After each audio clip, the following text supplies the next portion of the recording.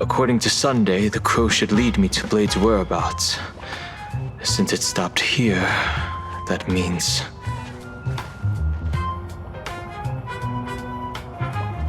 I wasn't even looking for you. Yet here you are, throwing yourself into the fray.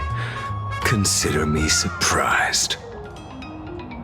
We haven't even settled the score over the mask you stole from the Sinwish Syndicate. And now you're skulking around and following us? What's your deal? What do you, or should I say, all of you want? General Yao Guang of Yu Chui has come to this world and is looking for you. Dragons clash in the wilderness, their ichor dark and yellow. In her divination, you will become a slave to your own violence, bringing a catastrophic end to all. I am in that future as well. The only violence within you that comes to my mind is Shuhu.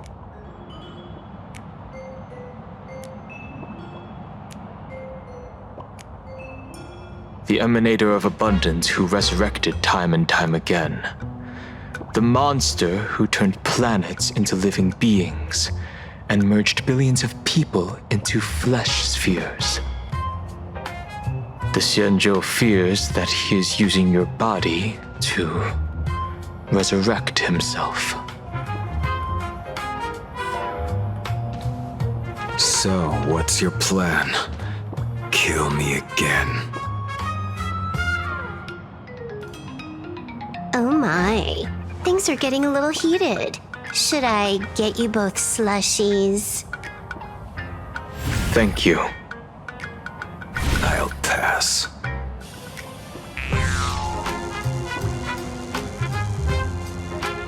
While General Yao Guang's divination may foretell a death battle between us, that doesn't necessarily mean it's the only interpretation. My experiences on the Express have shown me time and time again that even fates set in stone aren't entirely immovable.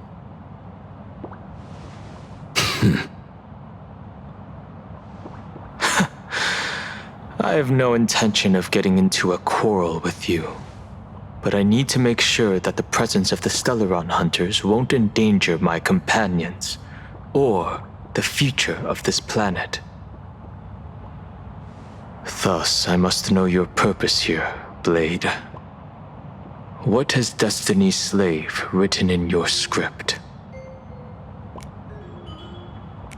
He stated this trip would be connected to death. Should I congratulate you? Much obliged. In my experience, it's best not to get your hopes up too soon. Prophecies rarely unfold the way you expect. However, the General's divination isn't entirely baseless. Ever since my arrival here, I have been feeling restless. There's another power here beckoning me. Is there another form of abundance in the world besides you? Perhaps there is more than one. Are you referring to the disciples of Sanctus Medicus? Or the Elixir Seekers? Something far more dangerous. Do they have support from other factions? Unclear. As such, I'll keep an eye on you until everything settles. Just like you did in the past. That's as far as I'll go.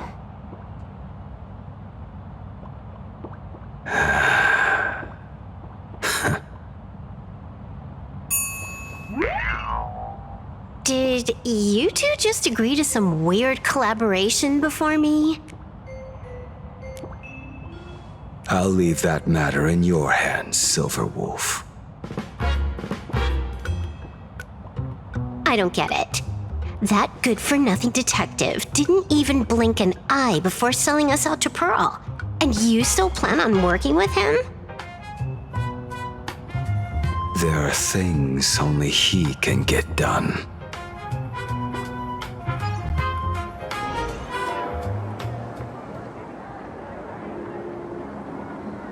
Hey, you two! Why the long faces? On land blessed by the Master of Elation, frowning is bad manners. Come on, smile! Whether you're hungry or full, poor or rich, the laughter is with you. Would you be interested in learning about our Research Society of Happy Smiles? Thank you, but I'll pass. Another one. How many people have been talking to us about happiness today? Well, 6, exactly. Locals say ever since the Sinwish Syndicate case, this Research Society of Happy Smiles has exploded in size. That gang's fall left a power vacuum, and the Research Society of Happy Smiles filled it like a fast-growing fungus. Even those who were once resistant or indifferent got swept up in it. I think I'm starting to get a better picture now. Is this, by any chance, tied to what you're preparing to do in the Phantasmoon games? Not only me. It might also be tied to the ominous fate General Yao Guang warned about. The one looming over this world. A few days ago, when I used the tuning power to help her intervene at SparksyCon, I caught a strange sound echoing in people's minds.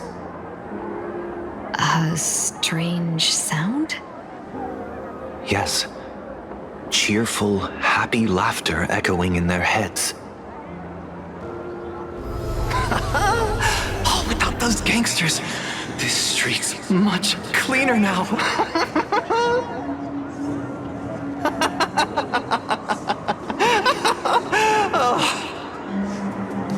The so-called voice of Aha those society recruiters claim to hear?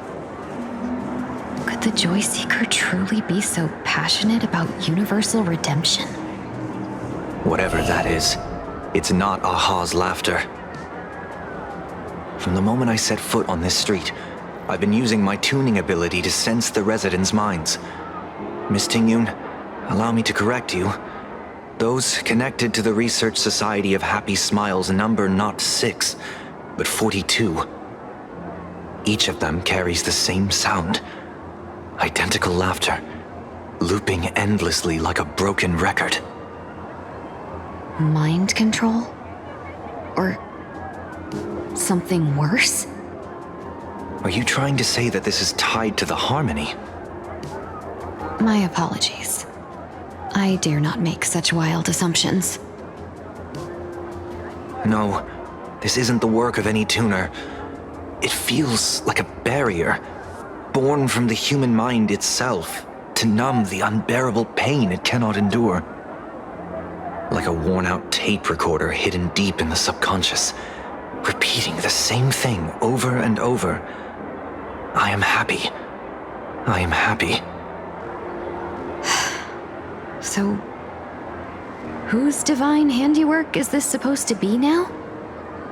Wherever this laughter comes from, causing so many people to self-deceive in perfect unison while enduring pain is well beyond the capabilities of a mere charitable group. Beneath these calm waters, the undercurrents are far more turbulent than anyone imagines. The bad news just keeps coming. Dan Heng's gone off on his own, and Madame Yao's completely vanished. Can you still sense her? The bird I entrusted to General Yao Guang has seemingly gone silent. I can't share its vision anymore. I can't even feel her thoughts through it. But I know it hasn't faded. That means she's still in this world somewhere. Let's pray she returns soon, with some news to pierce through all this fog. Otherwise, this Arcadia built on happiness will crumble fast and fall into the abyss.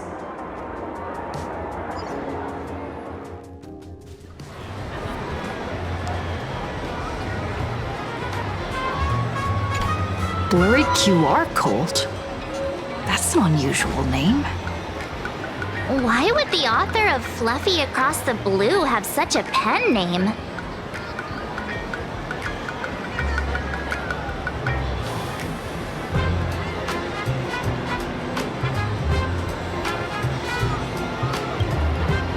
You're taking it a bit too literally, but it's not impossible. Someone who can draw something that cute must have a warm, gentle heart. I heard the Fluffy's been running for half a year in a magazine. At first, it wasn't very popular in Plain Arcadia. But after that memory bubble movie, A Holy Grail Stay Night, Old Odie produced, became a massive hit. The Astral Express's adventure stories spread far and wide, and the Fluffy started gaining popularity. Now the latest chapter, The Sacred Flames Return, Amphorius's creation, is sold out everywhere. This cult sure knows a lot about our journey. Must be a galactic fan of the Express crew.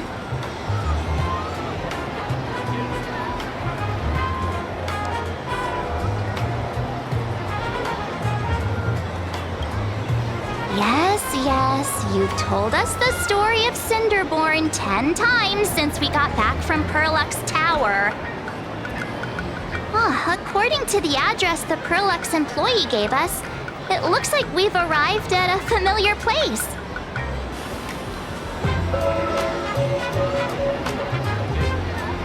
For such a small place, Dovebrook District is really full of hidden talents.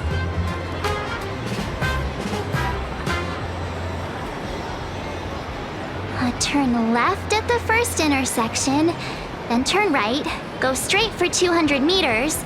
Wait, this is... the Furbobo Weekly newspaper? Oh, don't tell me the author of the Fluffy is actually a Furbo. No wonder he rarely shows his face.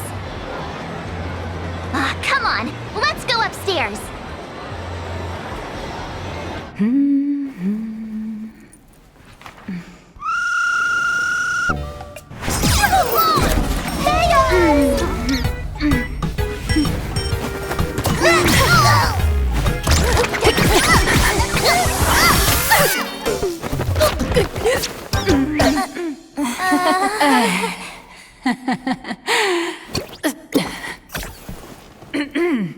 Please come in. Let me guess. Your next line is... Why are you here? What's the problem? I'm the magazine's founder, its president, and its editor-in-chief. It's only logical that I'd be sitting here. $1 million? President Nihilux has already been behind on behind on everyone's wages for months. If it weren't for the money, who risked their necks being a tabloid journalist, taking photos of the bigwigs on the Astral Express?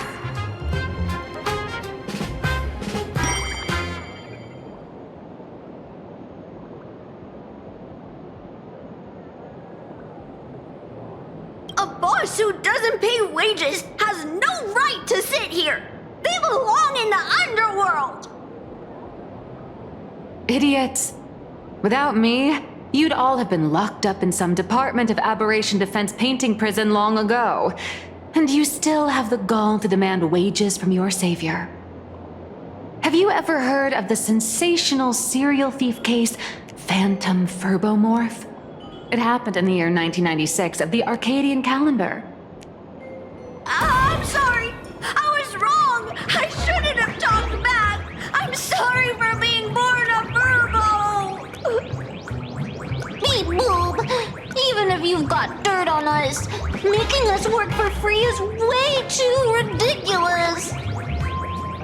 We've had enough. We've overthrown the boss. We've got a new president now. Please stand up for traveler. Furbo Hot Pot requires a reservation. Rumors are 10,000 credits apiece, and if you're looking to hire a hitman, just head right down the hall to the storeroom. Oh, or maybe... You came to meet the brilliant, charming, and universally adored blurry QR cult. Well then, truth be told, that person is actually...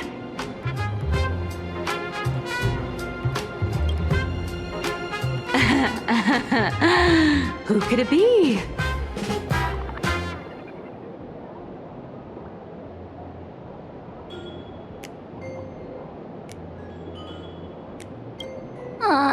Even more non-existent memories.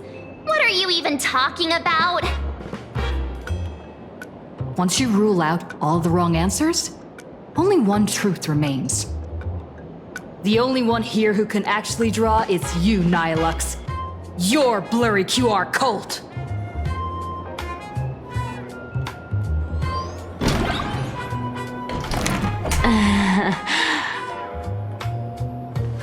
You saw right through me.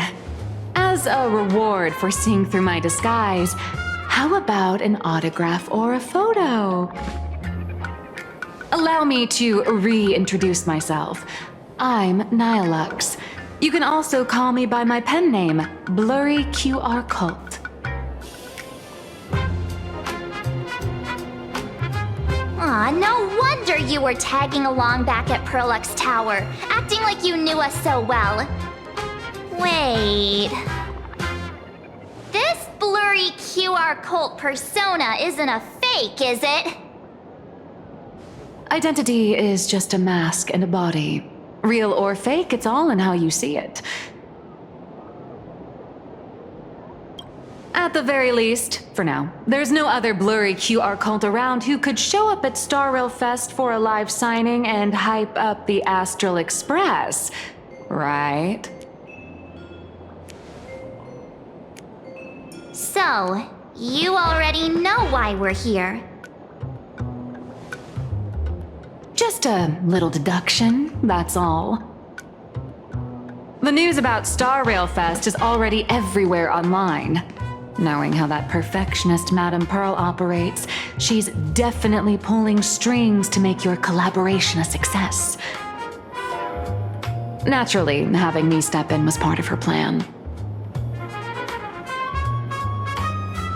If that's the case, will you... That said, I'll have to respectfully decline. Not to brag, but Fluffy Across the Blue is ridiculously popular in this world. If tickets weren't limited, the line would wrap around the planet twice and a half. That's not a signing event, but a public execution, right? Yeah, that does sound pretty horrifying.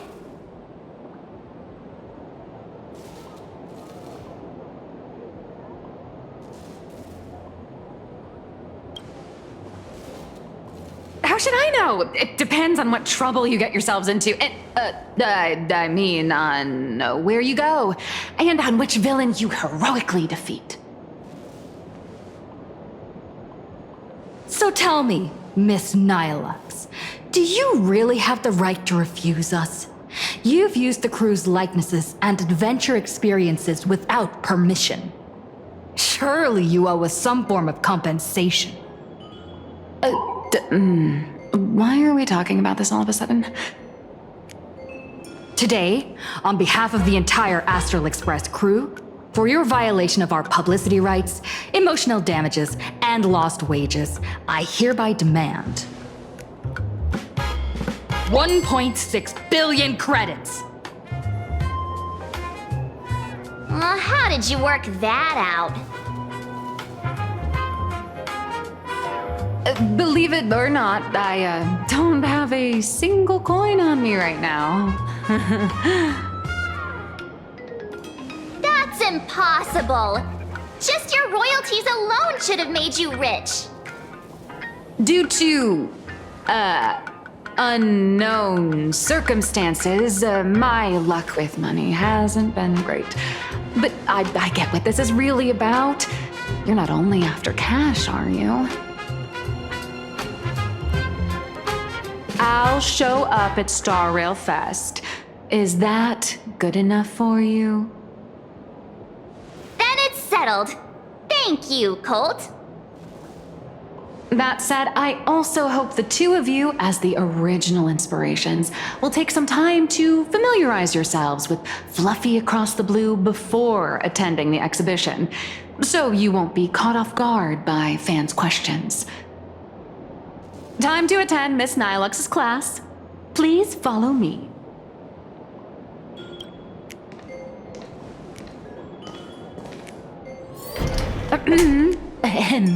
Miss Nilux's mini class is officially in session. If you have any questions, feel free to ask at any time. Miss Colt, why did you pick the Astral Express as the theme for your comic? Well, I'm all about realism, but sadly, my previous works like Acheron's Godslay, Galaxy Ranger Saga, and dozens of others all got cancelled. If you hadn't beaten Iron Tomb and boosted its popularity, this one would have been cancelled too. Let's not ask sad questions, all right? Sorry. All right, pay attention.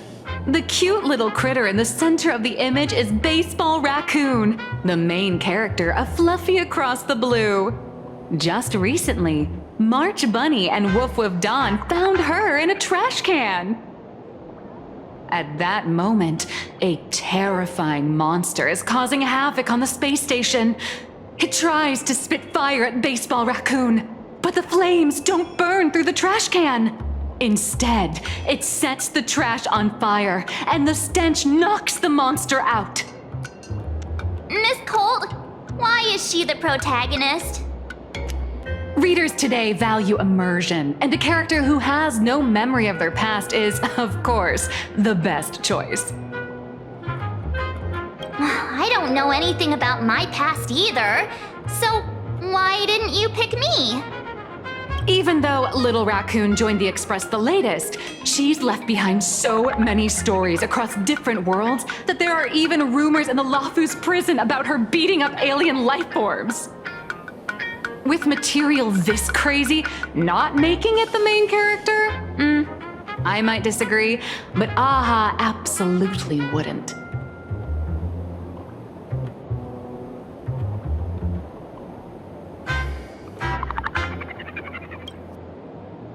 Wow, that's a smug face. March, the Fluffy is just a comic. Outside of this, the author and the readers, every character in this world, aren't we all the protagonists of our own lives? That sounds so passionate, Miss Colt. I totally get it now. And so, the unruly Baseball Raccoon, the quiet Woof Woof Dawn, and the lively March Bunny formed a trio everyone loves. Actually, I have a question too. Ever since I got punched in the face by sales numbers, I've grasped a universal truth. In today's world, fluffy, cute animals aren't always a crowd pleaser. Seriously? Even I feel like I can't compete with Pom Pom's cuteness. Designing the adult versions took some work. After defeating the monster, Baseball Raccoon accepted an invitation from the other fluffy animals and boarded the Fluffy. Here, the protagonist meets 3 big animals with distinct personalities. First, the adorable and universally loved conductor, Pom Pom. Beside them is the elegant navigator, Miss Hime-Cat. I know, that's Hime-Cat. Her original inspiration is Himeko. Oh, please don't tell her. And the big brown dog on the other side, see? His name will shock you. That's right, he's Mr. Yang. just Mr. Yang. You're taste in naming is indeed extraordinary. Anyway, the 6 fluffy little creatures boarded the Fluffy Express and set off on their journey. As for the plot, it's pretty much the same as what you've all experienced, just with a bit of artistic tweaking to suit Plain Arcadia's audience. A tiny bit.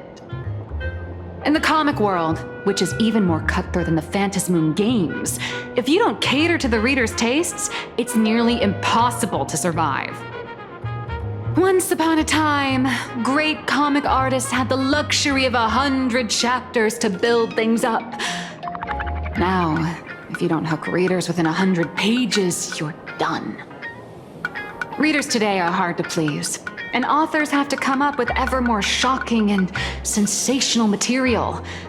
Doesn't this remind you of the Phantasmoon games? Looks like you're all familiar with the characters from the Fluffy. Now, let me talk about some of the creative challenges I'm facing. So, what do you see on the Fluffy stands? It's her turned into a cute little animal?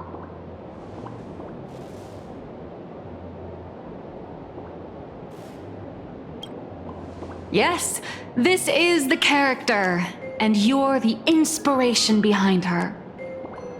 But even for someone as interesting as you, there are many backstories that readers don't care about, don't want to know, or don't feel obliged to understand. A comic artist's job is to capture the most interesting parts and present them to the readers. The cute and clever one is March Bunny. The unruly but reliable one is Baseball Raccoon. This is what we call a concrete archetype paired with an abstract character. And the abstract side of a character will only be further simplified in the eyes of the readers. So, how do you think the readers across the universe view you nameless?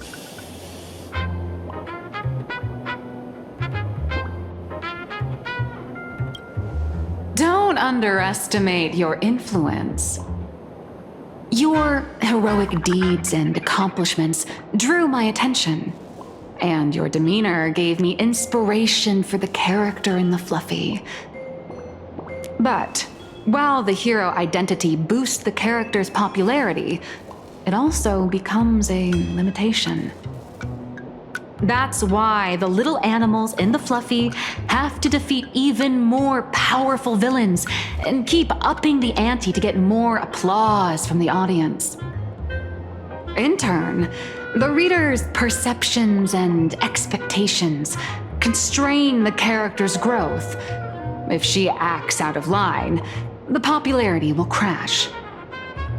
If she can't come up with new ideas or grow stronger, the audience will soon lose interest in the comic. Unfortunately, the creation of Fluffy Across the Blue is now stuck at this very awkward bottleneck. Honestly, after drawing comics for so long, I've pretty much run out of ideas.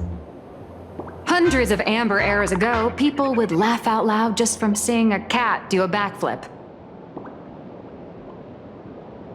Now, to get the same kind of enthusiastic reaction, you'd probably need to have that cat fight a Mechatron in a one-on-one showdown in Perlux Tower.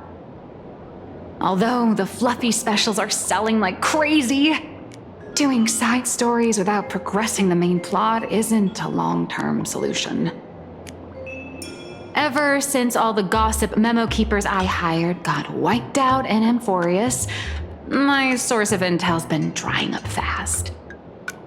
But if someone from the Astral Express could quietly feed me a few juicy insider secrets from the Phantasmoon games, imagine the reader's reaction when the next chapter drops. Whoa! Does Blurry QR Cult have a time machine or what? Oh, that'd totally save the Fluffy's future sales. After all, my little Furbo crew already works for you. Just have them slip me a copy of the Phantasmoon Games press release. Let's call it buying your exclusive adaptation rights. We'll do a 50-50 split.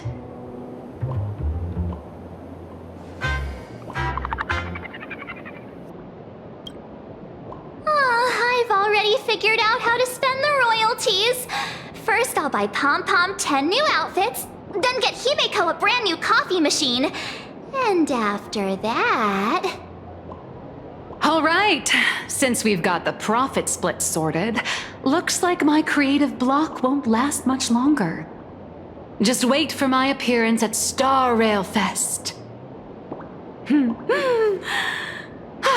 Star Rail Fest, a grand event that gathers millions of eyes and an inordinate amount of wish power. And under all that attention, the dark forces coveting the Master of Elation's blessing are bound to surface. Heroes and devils dancing together in plain Arcadia. Tell me, is there a better source of inspiration than that? My hero, don't let us down.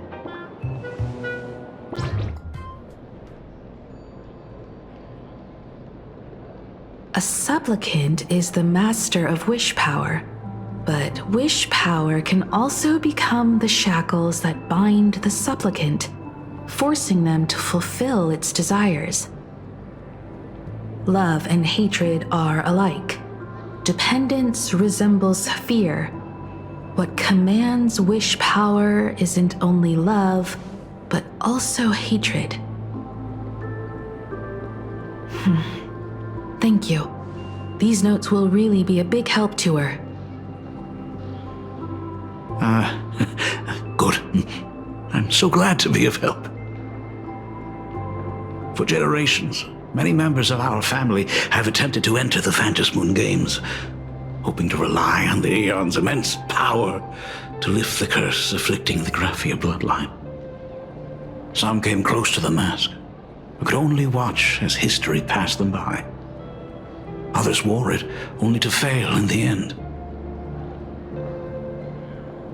That was until 400 years ago, when your great-great-grandfather Hero won the Phantasmoon Games and successfully gained an audience with Aha.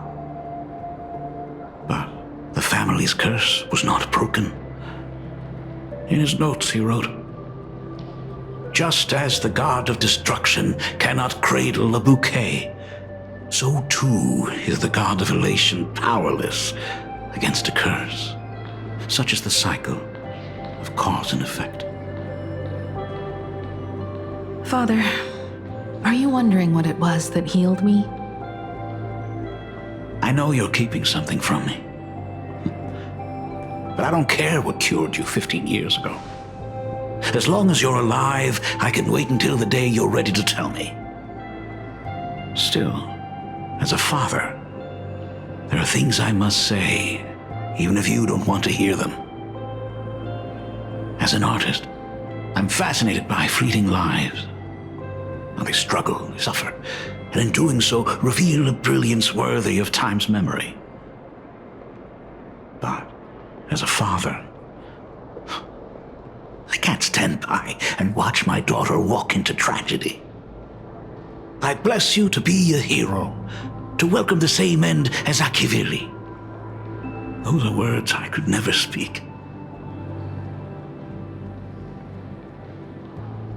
The road ahead is shrouded by uncertainty, and that's why someone must take the first step, to trailblaze a path others can follow.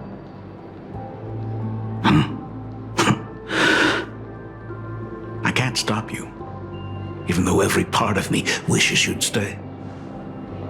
But this is your choice, my daughter's choice.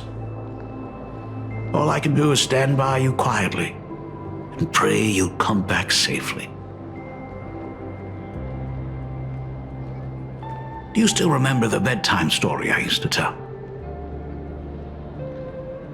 They say there was once a princess in the sky.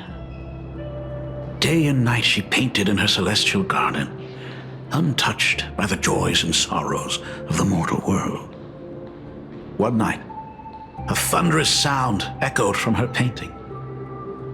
Curious, she stepped inside. Through seas of flowers, across mountains, until she reached the world's edge. There stood an ancient tower, so tall it pierced the heavens, so vast it seemed to hold the universe itself. Climbing the endless staircase, the princess reached the summit, and from there she saw the world beyond her garden. In the distance, she heard cries, the voices of people burning in raging fire. From that tower of infinity descended the world painter to walk the mortal realm. With a single stroke of her brush, she brought forth 1,000 imaginae, turning the tide against destruction. To go where there are cries, to go where there are flames. That is the meaning of Murata.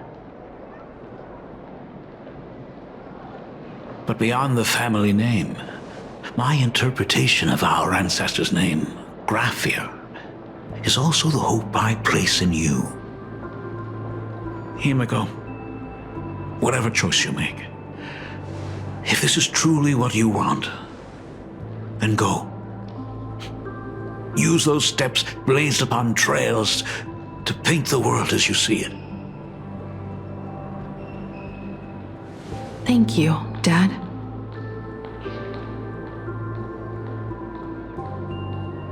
By the way, how's your health? You haven't picked up any bad habits like smoking or drinking while I was away, have you? As the Dean of Graphia Academy, I still have to set a good example for my students. It's just, my tendinitis keeps acting up. My herniated disc is getting worse.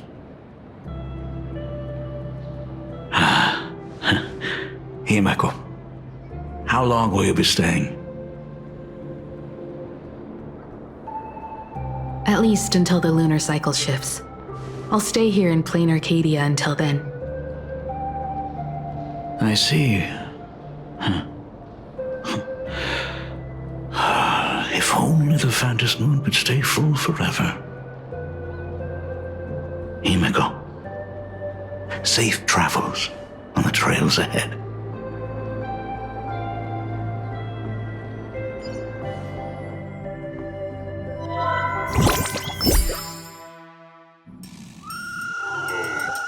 Hello, everyone! Welcome to Foolish TV's special news segment, Arcadian Morning Report. I'm your host, Poofy. Hi, everyone! I'm your host, Smelly! The Star Rail Fest exhibition venue funded by Prolux Corp and constructed by Turbogen Heavy Industries has officially been completed! Thanks to modern Imagenesis technology, it took only a day for the Skyline's lookout cloud to take on a completely new look. Starting today, the lookout cloud line is officially opening up a stop for the Star Rail Fest exhibition areas. The exhibition areas opening on day 1 include the Bellabog area, Sianjolafu area, and Penacony area, showcasing the legendary adventures of the Astral Express. The Infurious area, which is currently under construction, will open in due course. For this event, Prolux cordially invites several crew members of the Astral Express to visit and be interviewed, including the Trailblazer, who recently joined the Phantom Moon Games as a supplicant. That is certainly something to look forward to. I heard Prolux has also invited Blurry QR Culp, the author of Fluffy Across the Blue, for a signing session. It'll be the first time the author reveals their true face in public. An exhibition to gather wish power. Now that's an interesting scheme. Leave it to Pearl to come up with such a bizarre idea.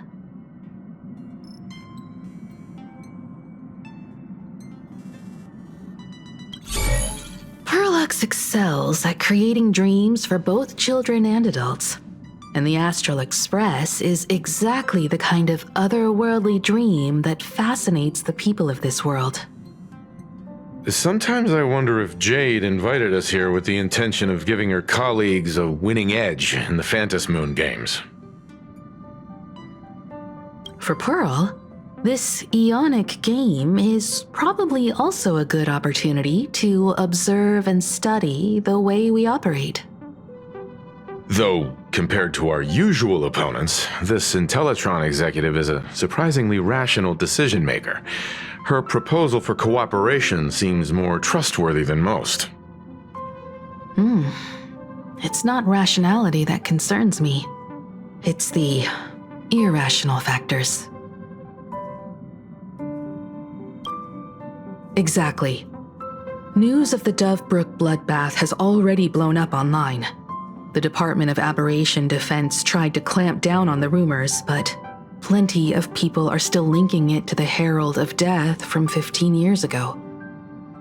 With such a large crowd gathering there, this exhibition could very well become a target for the new Herald of Death. Pearl must have contingency plans for situations like this, right?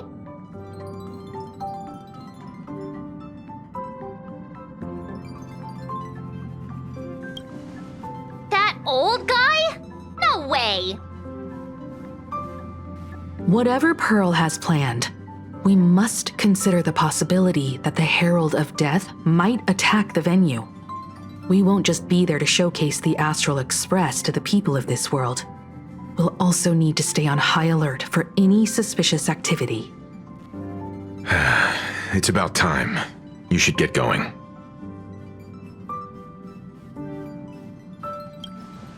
Someone's got to stay behind on the express to keep the conductor company and be ready for any emergencies that pop up. You guys have fun out there, but stay safe. Contact me right away if anything comes up.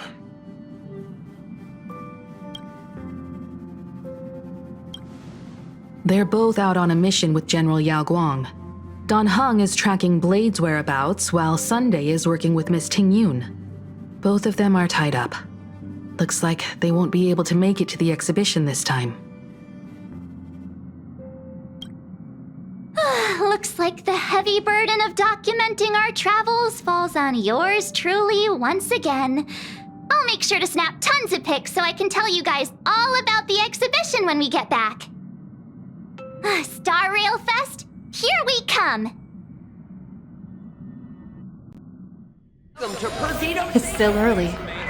Where to now?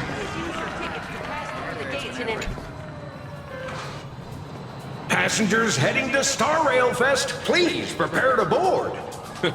Oh, if it isn't the heroes of the Astral Express! Oh, the trains have been placing bets on who will get to escort the Nameless to Star Rail Fest on opening day. It's such a super-duper Arcadian honor.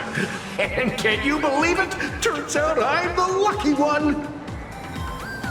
Oh, I could already feel everyone's enthusiasm turning into waves of wish power along the way. No wonder everyone's running around with such high spirits.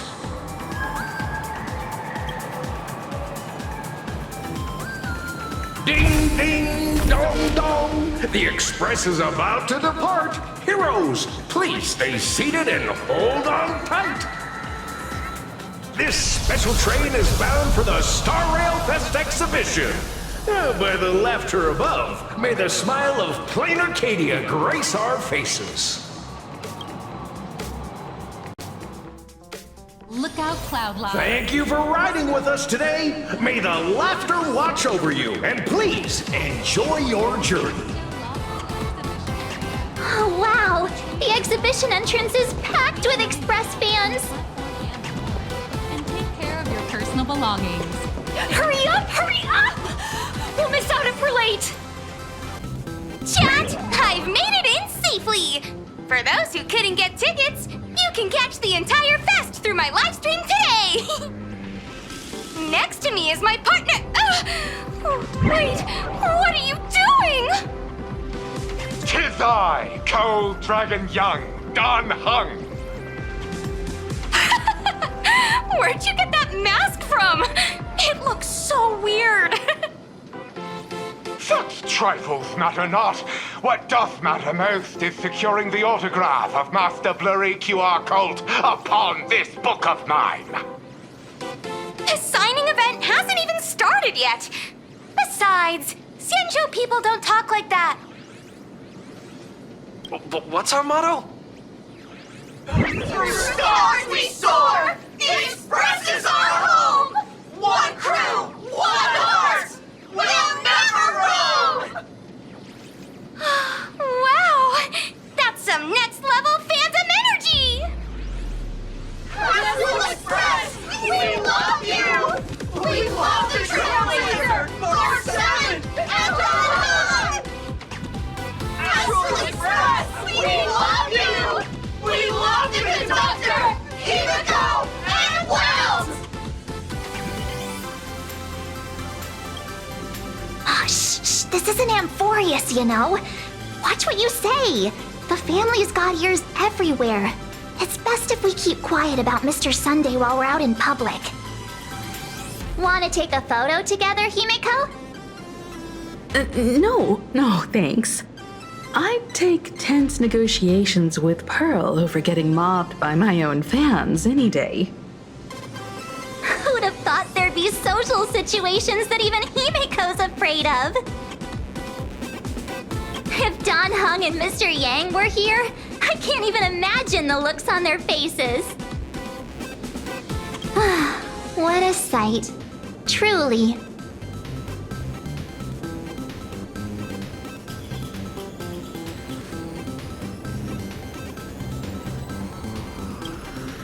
Exactly.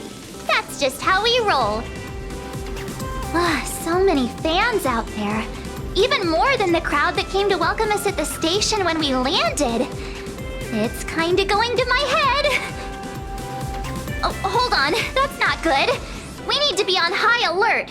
Who knows if that supplicant is hiding in the crowd, plotting something against us and our fans. So, I'm gonna brave the danger and check things out myself.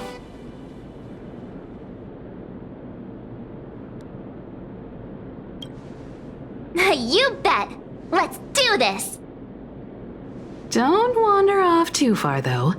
We still have official business later. Speeches and other activities that we need to show up for. Got it. We'll just hang around here. You guys go explore. I'll take a look around here, too. That express girl is here! 3, 2... Hi! The Trailblazer. Sorry to bother you. We're with Full Wish TV. It's our lucky day running into you here. Do you have a moment? Mind doing a short interview with us? It won't take long. Our audience is absolutely dying to hear about the new supplicant in town and your adventures aboard the Astral Express. No problem. But let's keep the interview brief, since the organizers might have other plans for us.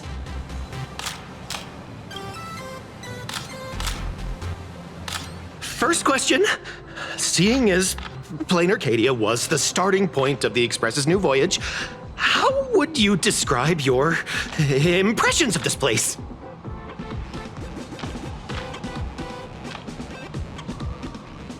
Plain Arcadia has left quite an impression on me. An ancient world that somehow feels so modern, so vibrant and colorful. Everyone's chasing the latest trends, looking for fun. I'd say this place is more like a never-ending carnival. Interesting! Throughout the history of the Phantasmoon games, it's been extremely rare to have such a renowned cosmic figure as yourself participating. As the Astral Express's supplicant, what kind of changes do you hope to bring to this world in these games?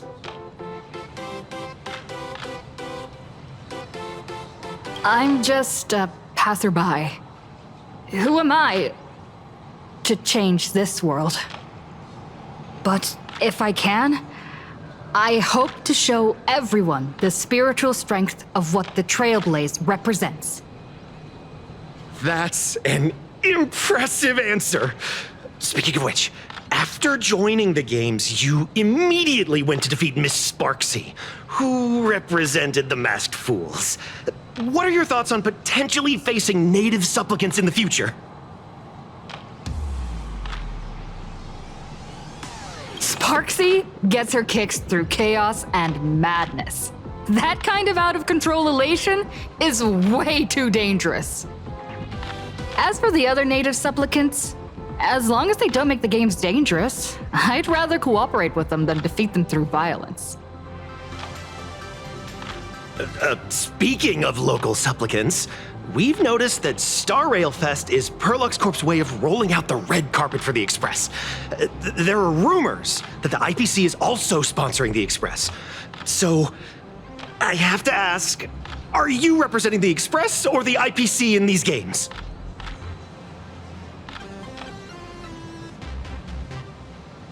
The IPC's interests? Nah. Even though Star Rail Fest has exceeded my expectations, and Madame Pearl and Perlux extended such a warm invitation, which I'm truly grateful for.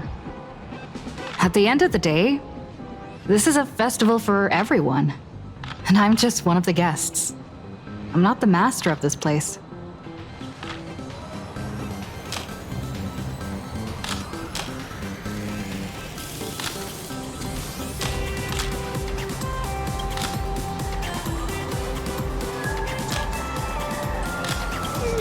Thank you for your valuable time. We won't keep you from your plans at the exhibition any longer. Wow, with that outfit, you must be cosplaying as March Bunny. Am I right? The accuracy is just insane. Yeah, just like the original. Since we're all fans here, let's skip the sales pitch. But I gotta say this up front. The conductor is the cutest in the whole universe! I agree. The conductor is the cutest in the whole universe. But wait a minute. Some of your stuff looks familiar to me. Sharp eye! You're definitely a hardcore fan. We collaborated closely with artists from different worlds along the trailblazing expedition to create these products. I can pretty much guess who they are. I may not be that talented or have the artistic skills of a master, but I've written some articles and gained a bit of popularity in the fan community, so while I'm here at the booth, I thought I might as well do some self-promotion.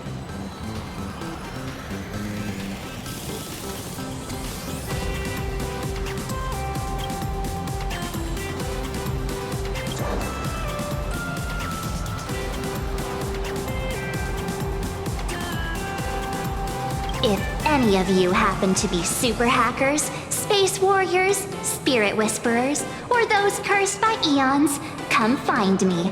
I've said my piece. Looking for a sense of truth in fictional stories is just human nature.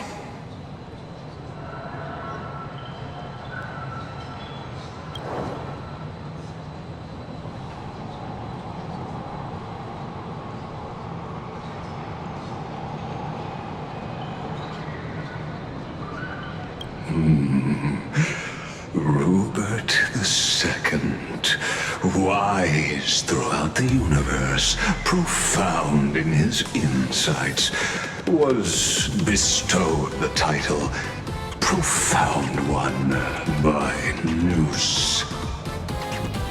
If it pleases you, my king, we shall storm the throne and snatch that bloody seat from Rupert I.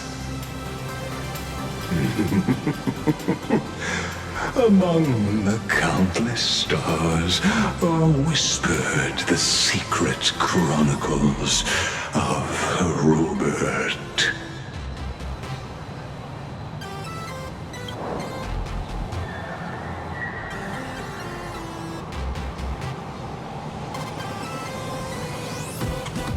Our destiny lies, only among the Sea of Stars.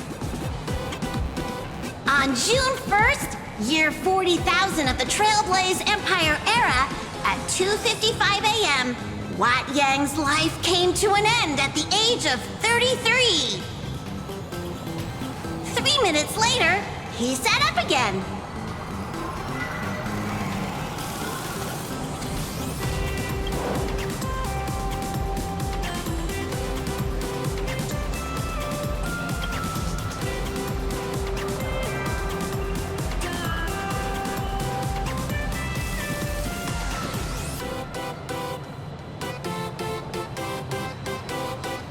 I'm sorry, Kafka.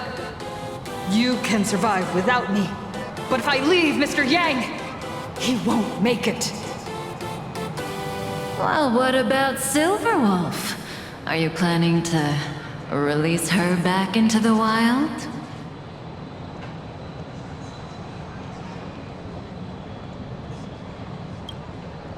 The folks here seriously don't hold back. Nothing's off limits to them. Buy one item, get a free novel. It's a venue exclusive deal. First come, first served. Better act fast or you might regret it forever. When the fluffy figurines hit the shelves the other day, this mysterious old guy snatched them all up, saying something about using them as art references for students. He loaded up a whole cart like he was stocking inventory. Even the scalpers were no match for him, I'd say. Not long after he left, a girl with bunny ears came to buy figurines too. She was clearly a collector, buying complete sets of everything. Then she discovered that in every collection she wanted, there was one Hemacat missing. That old man bought all the Hemacats! Oh, that's horrifying! I can't let this happen to me! I have to make the best use of my wallet while things are still in stock!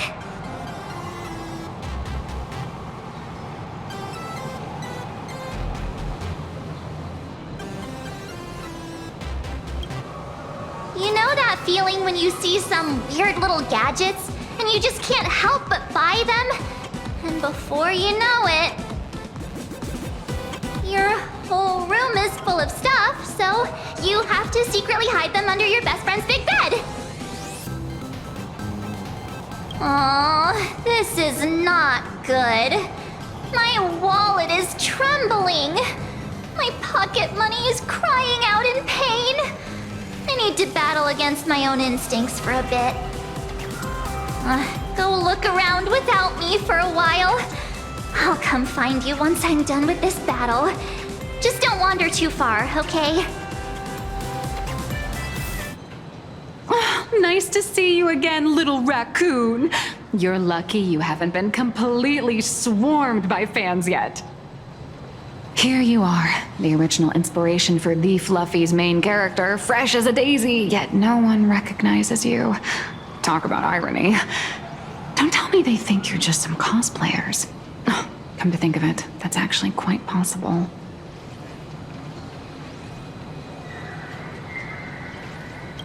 Shh! Keep your voice down!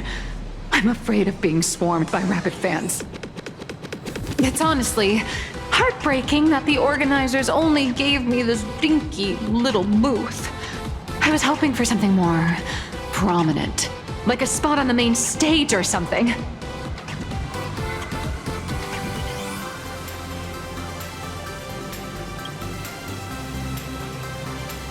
I know. Hey, want to have the number 000000001 collector's edition comic that blurry QR cult signed today?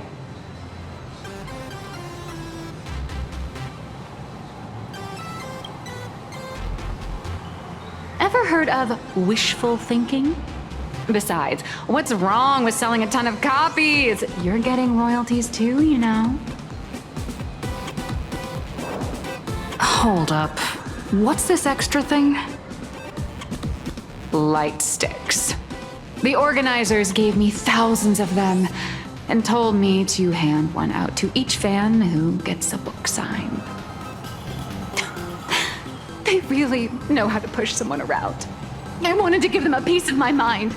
Am I not the world-renowned author of Fluffy Across the Blue, the great blurry QR cult? Who exactly do they think I am? Chopped liver? But you're right. This is Star Rail Fest. Today, I'm just a side character. Anyway, it's about time to head to the booth and meet up with the staff to start the signing session. I won't keep you from enjoying yourself any longer. Bye-bye. Target confirmed. Mine's ready. Toast to the face. Initiate right in.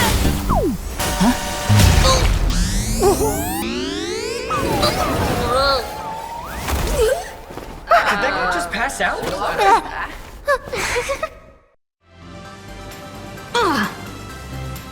I'm so sorry. Are you alright? Sorry, I had no idea I could pack such a punch when sprinting at full speed. Good thing I'm built tough.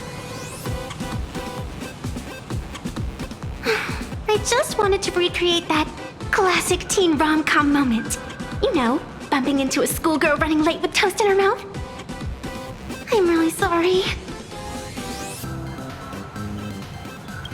Why am I here? Well, probably because the plot demands it. That's got to be the lamest excuse I've ever heard. How could such a classic trope fall out of fashion so quickly?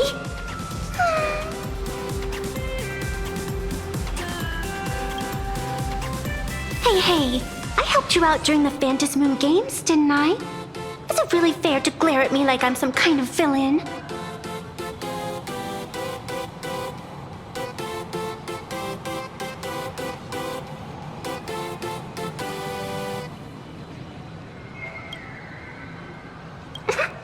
I watched your whole fight at Graphia Academy. I'm more than happy to befriend those who are destined to be part of these games, as long as they can show me their wish.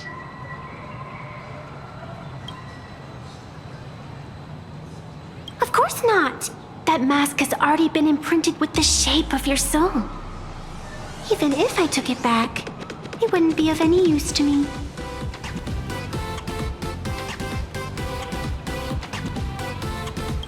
An old friend of mine once taught me how to draw. And as it turns out, I'm a natural. If you call those bad doodles you made when drawing the mask talent... I'd always wondered if something I imaginated could actually fool the Phantom Moon's eyes. See? This temporary ticket I gave you shows great promise. Proof that my artistic skills have leveled up. Speaking of which, shouldn't you show me some gratitude?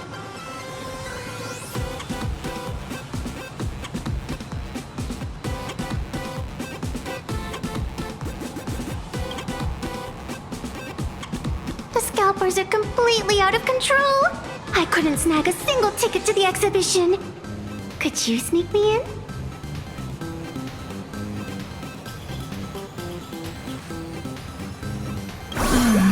She did help us out before, but as a dignified nameless, how could I do something as unethical as helping someone sneak in without a ticket?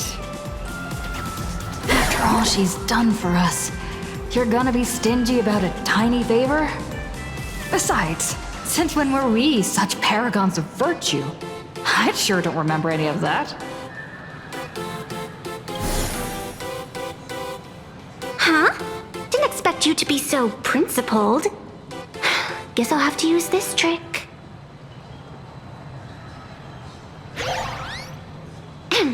Little raccoon, I've actually been a huge fan of yours all along.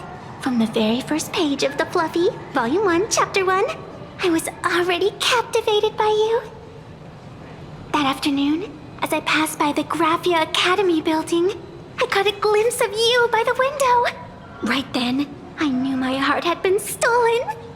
Nothing else would ever make me feel so alive again. Getting to share a few happy moments with you at this exhibition. That's all I could ever ask for in this lifetime.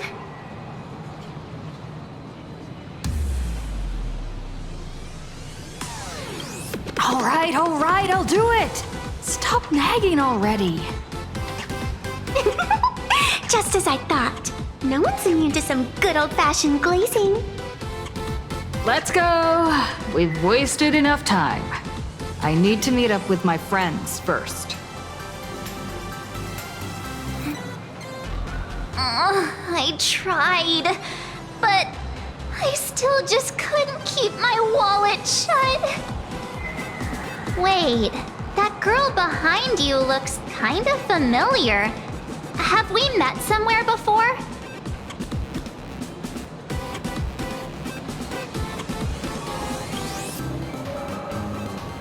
I feel like you're throwing shade at me. Anyway, I've definitely seen her. I think it was at Graphia Academy? Whatever, it's not important. Wait a sec. Isn't this March Bunny from the Fluffy? Oh, the attention to detail is insane! Especially those ears! I'm a fox. A fox. Let me introduce myself. I'm Evanesia. Just a normal fan of the Fluffy.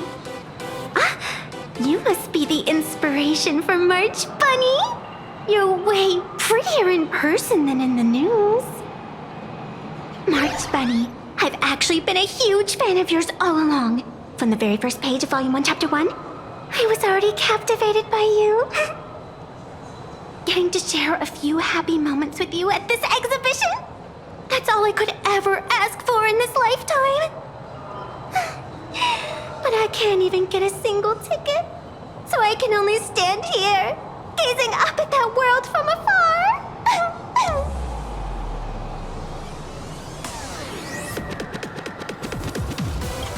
Oh, you poor thing. Don't you worry, I will definitely make your wish come true.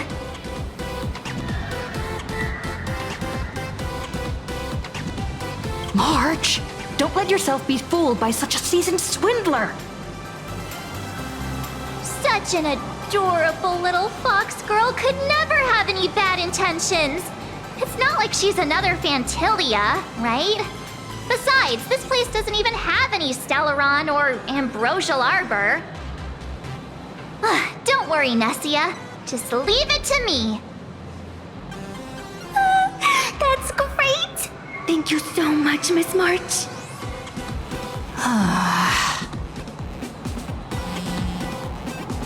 Himeko just messaged me. It's about time to head in now. Wow, if it isn't Trailblazer and March 7th!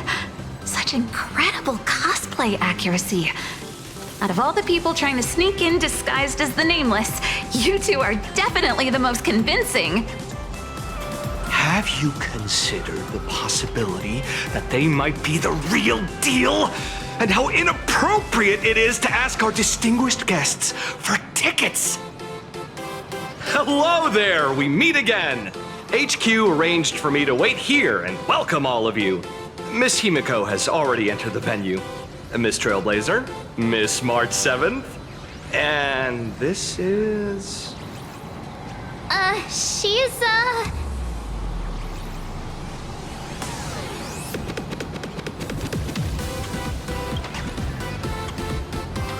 Hi, I'm Evanesia, the new pet aboard the Astral Express.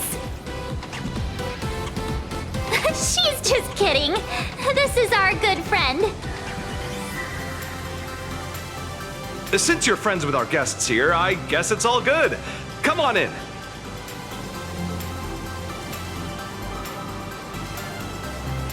Ladies and gentlemen, the guests from the Astral Express are about to make their entrance.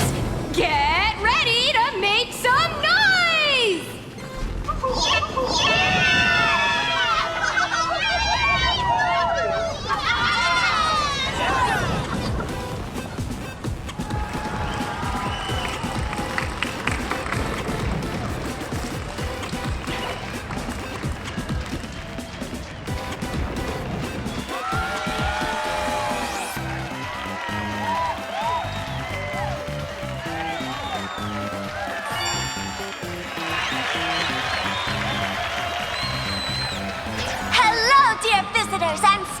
readers!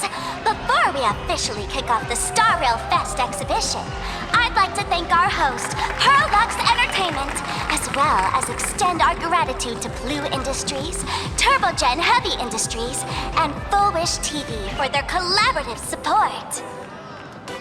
The exhibition areas now open will transport you straight into the Astral Express's incredible journey across the Sea of Stars. And right now, ladies and gentlemen, you're standing in none other than Belobog! Now, let me hear you call out the name of our hero from the ice and snow!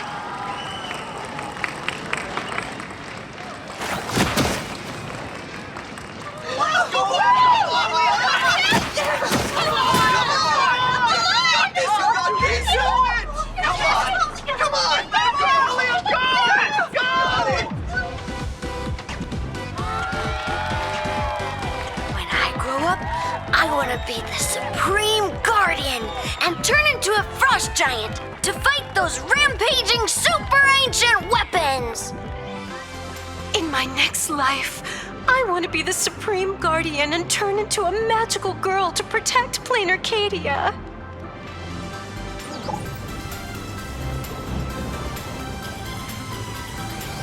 Wait, this isn't right.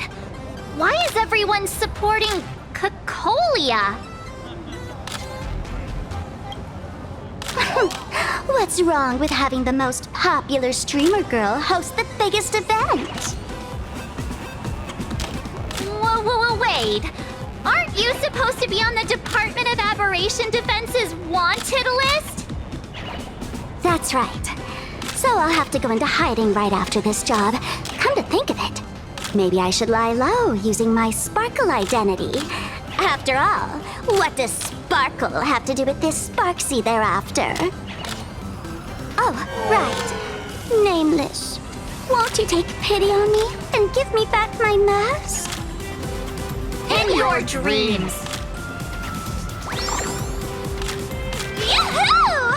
Since we have two Nameless from the Astral Express here with us today, let's kick off an exciting The Fluffy Trivia Quiz!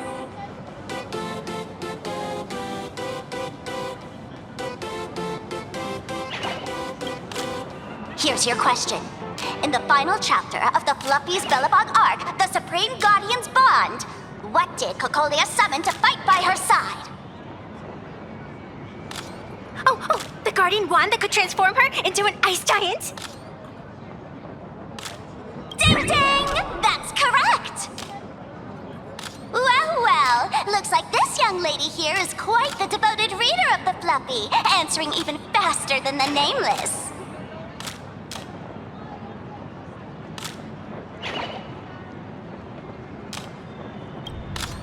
I'm a die-hard fan of the Fluffy, you know. And what's the deal with this ice giant? Sure, Cacolia can transform, but she shouldn't be anywhere near the size of the engine of creation. What? Lady Cacolia fought the engine of creation in her human form? That just makes it even more awesome! Ugh, but they didn't show that part in the comic. Next question. Before Cacolia was frozen in ice, what did she give to Baseball Raccoon?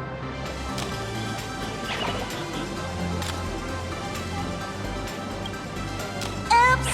Wrong answer! The Flaming Lance!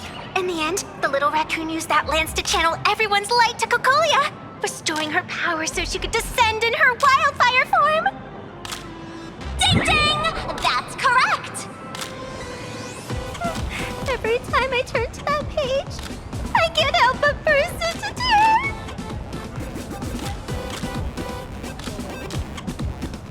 Actually, I inherited this flaming lance from the previous Supreme Guardians when I got stabbed right through the heart. What are you talking about? In Belobog's final battle, wasn't it like this? Despite her grievous wounds, the Supreme Guardian transformed herself into a frost giant for the sake of the people of the Winterlands, joining forces with the Nameless to counter the destruction engine that was about to flatten Belobog. So the fluffy storyline follows the official Belabogian narrative? Wait, is that not how things went? Could you at least spill a little? Just a little?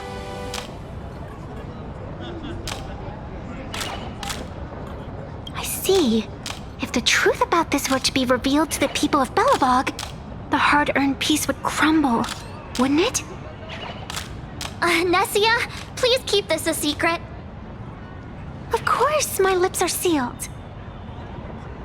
But I have to say, I'm surprised that even the heroes of the Astral Express can tell lies.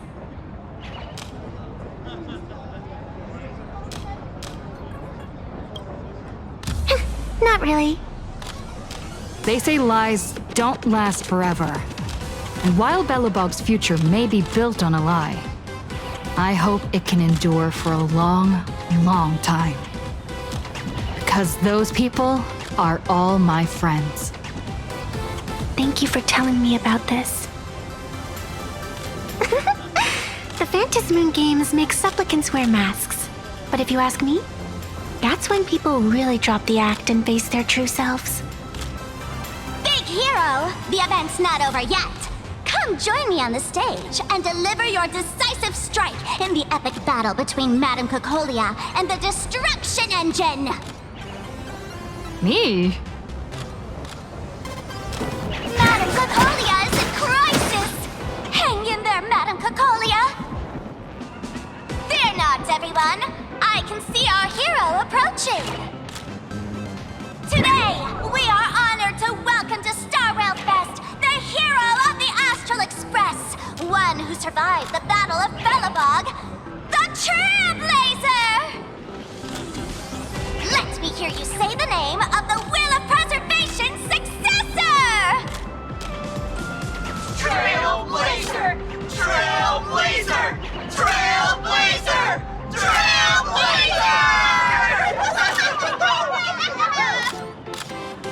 Come on, warrior from beyond the sky!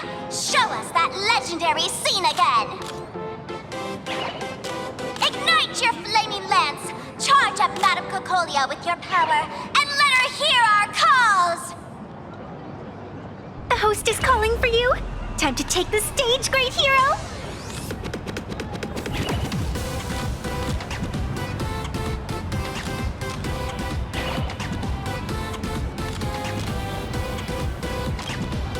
In the comics, it's called the Destruction Engine. Reenacting a legendary scene right here. Oh, good thing I'm not the one up there. Big hero. You're gonna shout that line when you ignite it, right?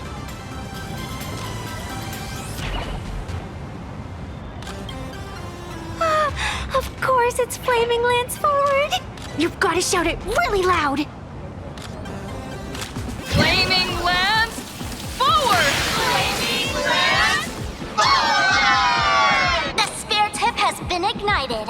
Kids and grown-ups alike, raise your glow sticks high and let's show our support for Cocolia, shall we? You got this! You got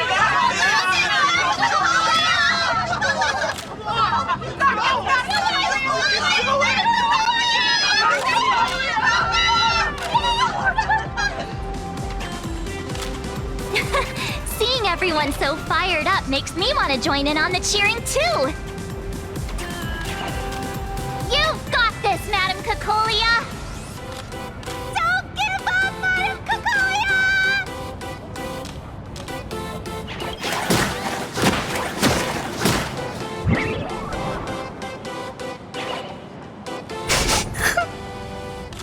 What's wrong, Nessia? I'm getting all emotional.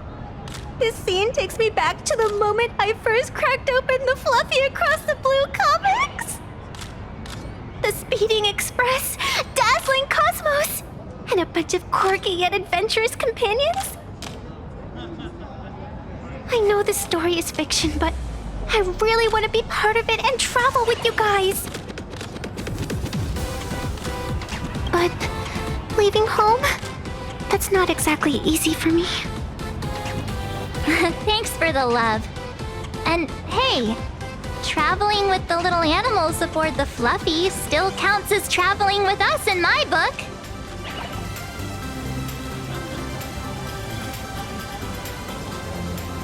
A friend once told me, the stars we see may not be their original forms, but their light isn't a lie.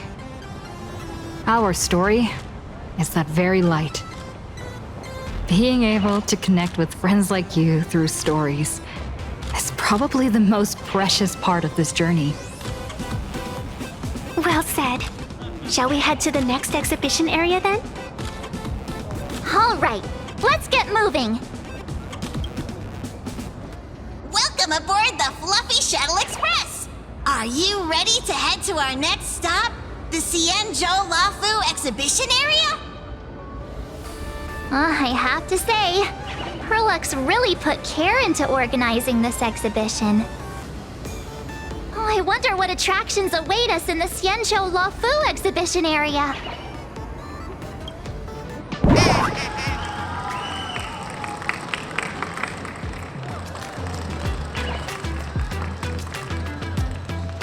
Oh, brr. The frigid waters of Scale Gorge Waterscape are chilling me to the bone! Why is there so much water in the exhibition area? Did a pipe burst or something? I bet this is some cutting-edge immersive theater performance. I gotta say, these tickets are totally worth every penny.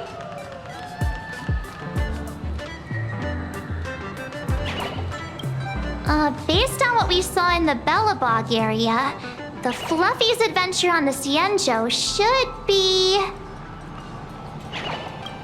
I got it! It must be Woof Woof Dawn teaming up with Jing Yuan Yuan to battle against the Lord Ravager Fanti.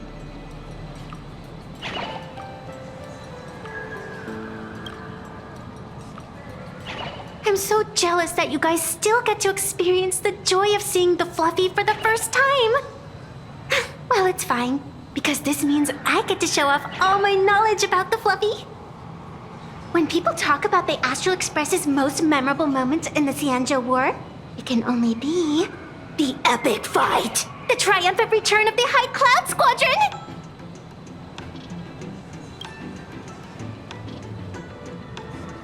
When people say squadron, they mean a bunch of superheroes teaming up. Did I get too excited? Sorry. I really got carried away. Not at all. I'm guessing this High Cloud Squadron must be referring to the Xianzhou's High Cloud Quintet, right?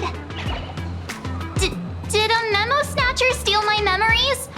When we fought Fantilia, did we really have that many people helping us? 5 at once?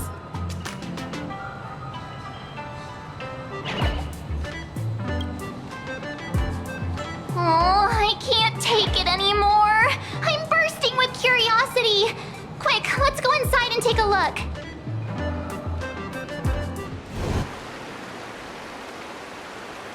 Holy moly, they nailed the Scale Gorge waterscape.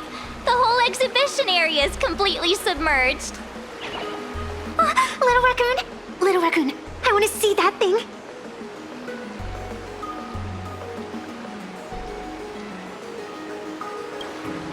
Nessia means that thing. With a flick of the hand, the ancient sea splits apart.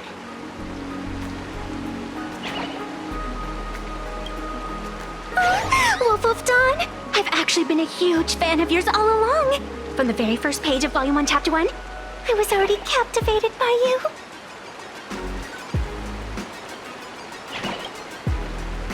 Who on earth did this kid learn to ask favors like that from? From March Bunny in the comic, if you must know. What? This is absolutely the biggest personal attack on me ever! Never mind. I'll go ask someone about what's going on.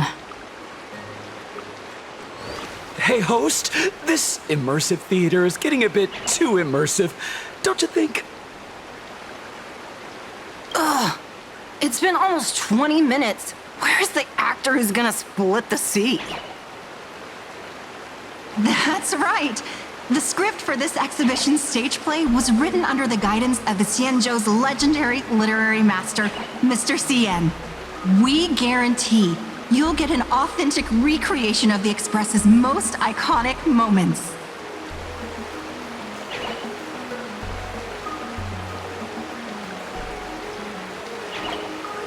Oh, it's you! Trailblazer!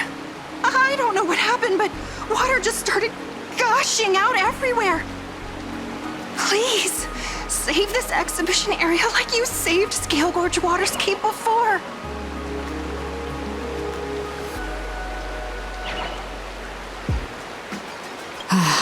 All right then.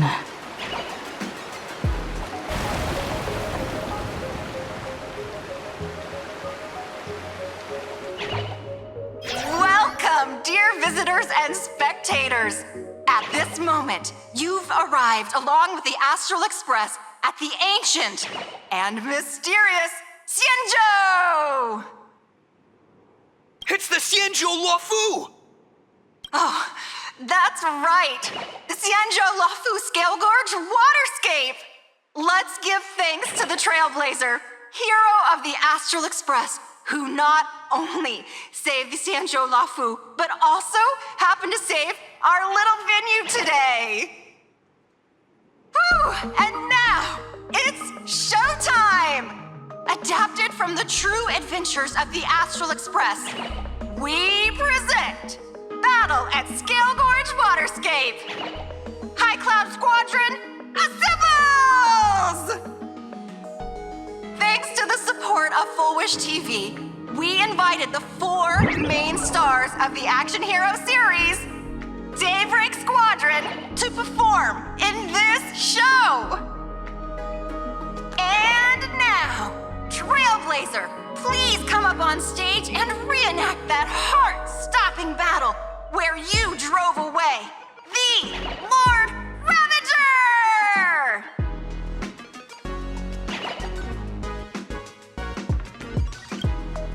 Ha! We meet again, the Nameless.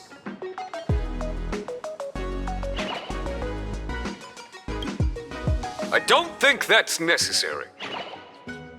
Aren't we supposed to be the heroes of the Xianzhou? Why do the Xianzhou's heroes need to rely on others to save their land? Same as us. Shouldn't the heroes of this world be able to protect our own people? Can't we be the ones to bring happy smiles to their faces? Hey! What nonsense are you all babbling about? Is any of this actually in the script?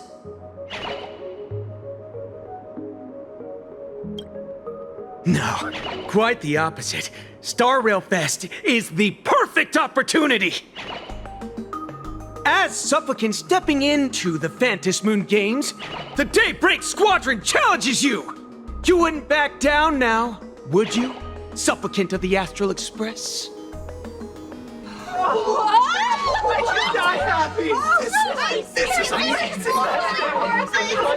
Daybreak Squadron is even better in person! What? This is way too sudden! These people, something's not right about them. I feel like they're way too hyped up. Even characters in action comics don't talk like this. Yeah, in comics, a challenge like this is always a cover for some massive conspiracy. I've gotta fight alongside her. March, you need to have faith in her abilities. Rather than rushing into battle, what you should be doing now is getting in touch with your companions.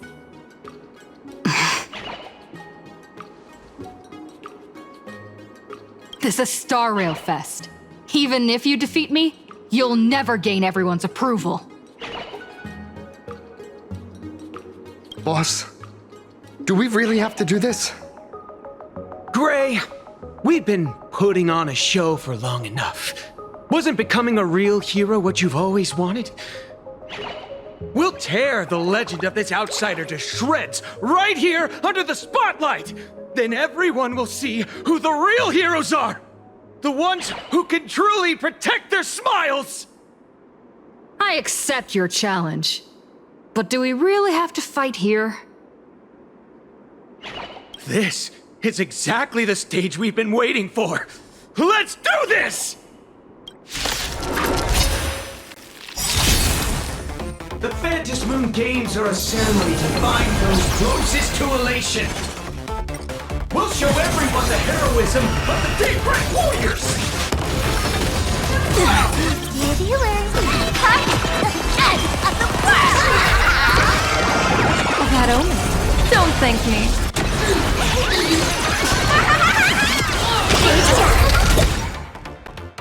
Have you calmed down now? Can we talk? Once a supplicant's challenge begins, it won't stop until one side falls! Don't get it wrong. This is just a prelude to the real showdown, witnessed by the Phantom Moon!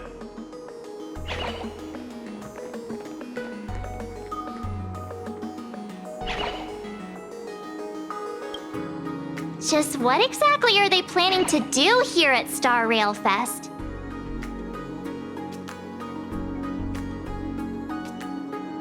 Is this the supplicant lurking beneath the surface that Pearl theorized about? But which of the 4 Daybreak Warriors is the supplicant? Well, judging from their strength, I think it might be the red one. Forget it. We should go check out what's happening outside the exhibition area.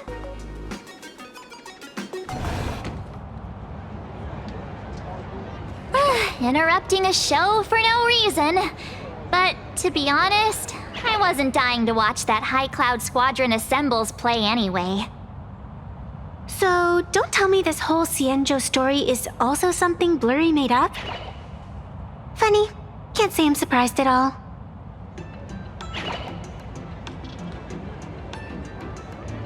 I wouldn't dare take credit for what I didn't do, since it was in fact General Jing Yuan and Dan Heng who teamed up to defeat Fantilia. As for the High Cloud Quintet, it's been over 700 years since those 5 made their mark. I know it may sound wild, but Xianzhou folks generally live really long lives. You've read the Fluffy comics, haven't you? Pretty sure they covered all that lore in there.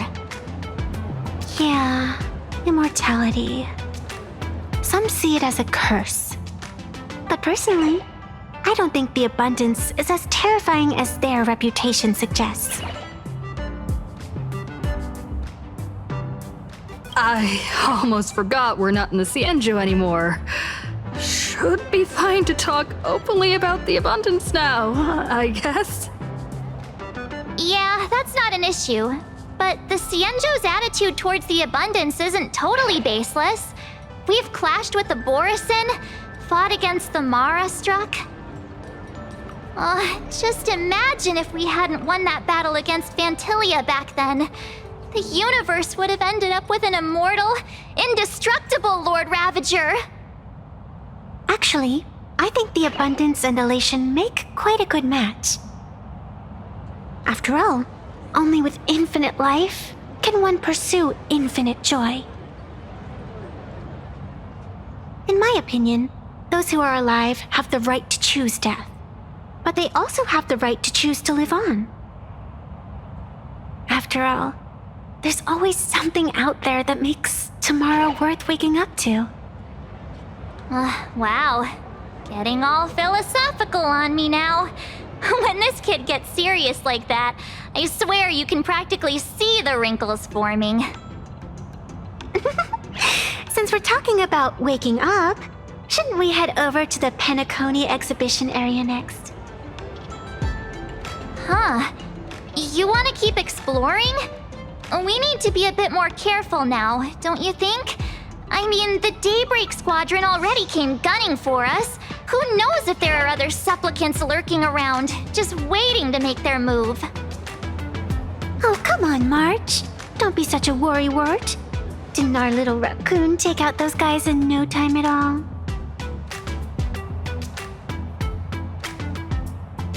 Such reassuring words. Little raccoon, I've actually been a huge fan of yours all along. All right. Don't push it. Here we come, Penacony! Exhibition area! Himeko, you're here! Are you two all right? Welt told me to watch the live stream, and I saw the Daybreak Squadron challenging her. You did well. I bet their intention was to stir up their supporters' wish power through the challenge.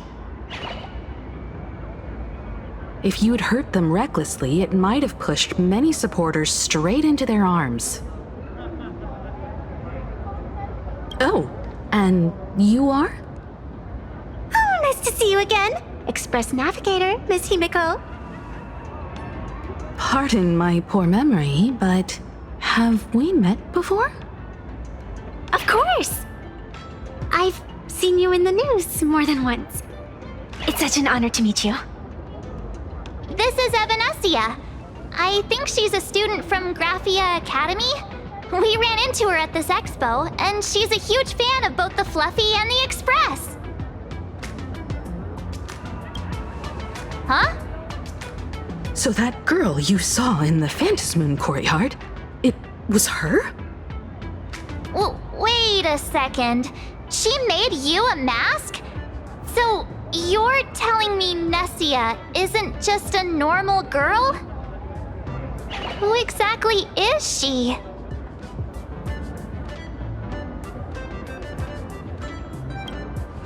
Who exactly are you? Me? I'm no different from you. Just a spectator of the Phantasmoon games. Though I suppose my position is a bit special. I had so much fun tagging along with you two. Who would have thought that the Fluffy had such an interesting backstory? I think it's time to say goodbye for now. Are you leaving, Miss Evanesia? Now that my identity has been exposed, Cinderella's magic is about to wear off. And since this little adventure started on a whim, might as well end it on one too.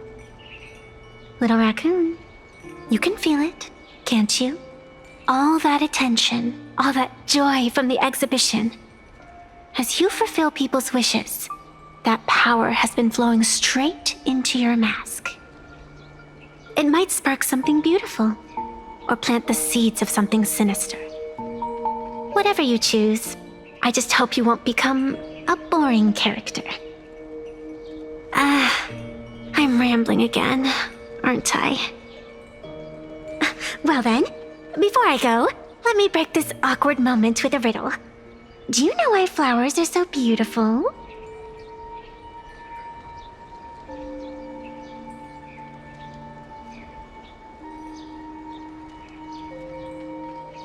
You're quite the romantic, aren't you?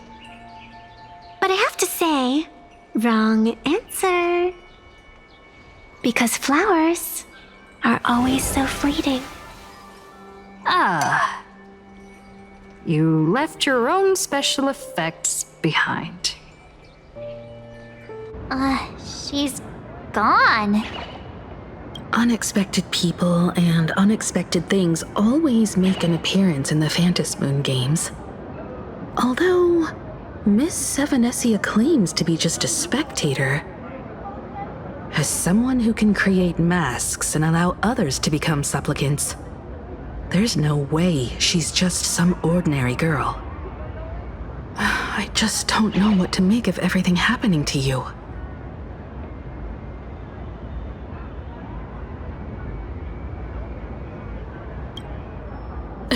Sorry, I'm just being overprotective. All right, time for us to head out. Where to? Let's continue forward to the next stop, the Penacony exhibition area. I have a feeling that the Daybreak Squadron's challenge isn't over yet. As the stars of this exhibition, if you left just to avoid conflict, all the spectators might think you chickened out and fled. Darn it! This whole Daybreak Squadron business has got me on edge. Somehow I can't shake the feeling we're being watched. Here's some good news. At least we aren't completely without help. Pearl's people are on their way to the Penacony exhibition area to join up with us.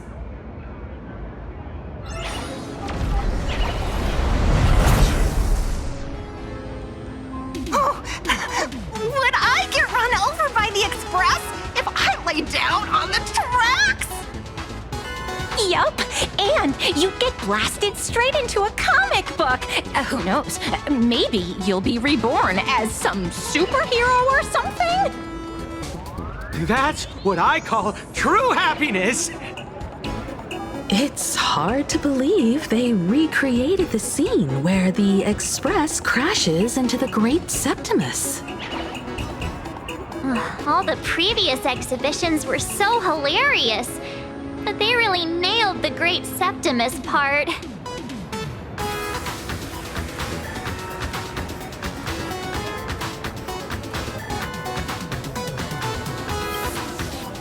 That's just mean. So where's the person Pearl sent? Huh? Who's calling? Yoo-hoo! How you doing, gray hair? I'm not giving the mask back to you. Get over it. I heard about your big fight with the superheroes, and since I actually respect you as a rival, I thought I'd give you a heads up. You might think you scored a massive win in the Moon games, but most people probably don't see it that way. Anyway, the news is on right now. Why don't you go check it out?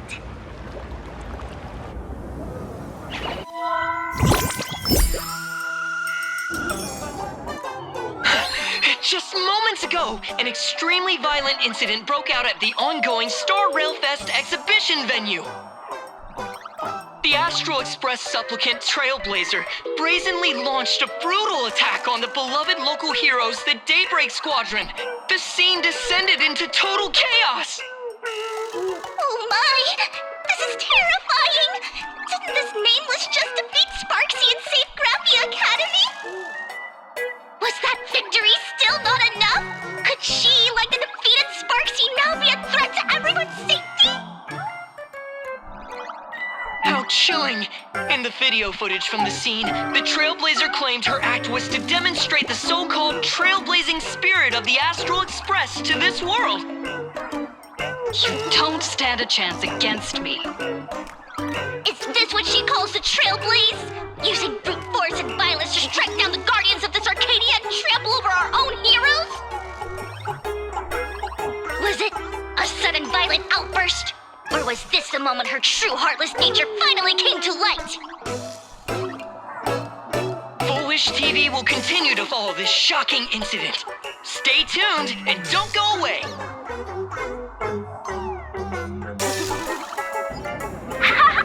It's all over the internet now. Some say you're a violent maniac. Others think you're behind the bloodbath in Deathbrook, that you're the second herald of death. Oopsie. How are you feeling right about now,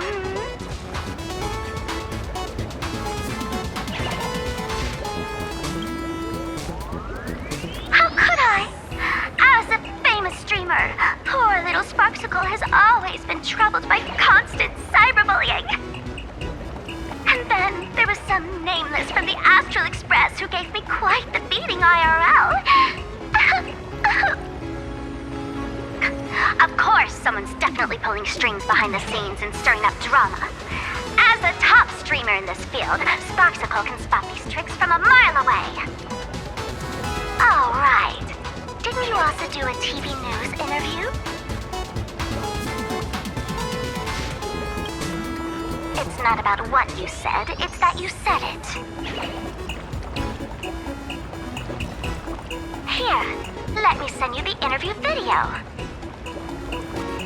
I won't go any further, but since you managed to defeat Miss Sparkle... No, I mean Miss Sparksy.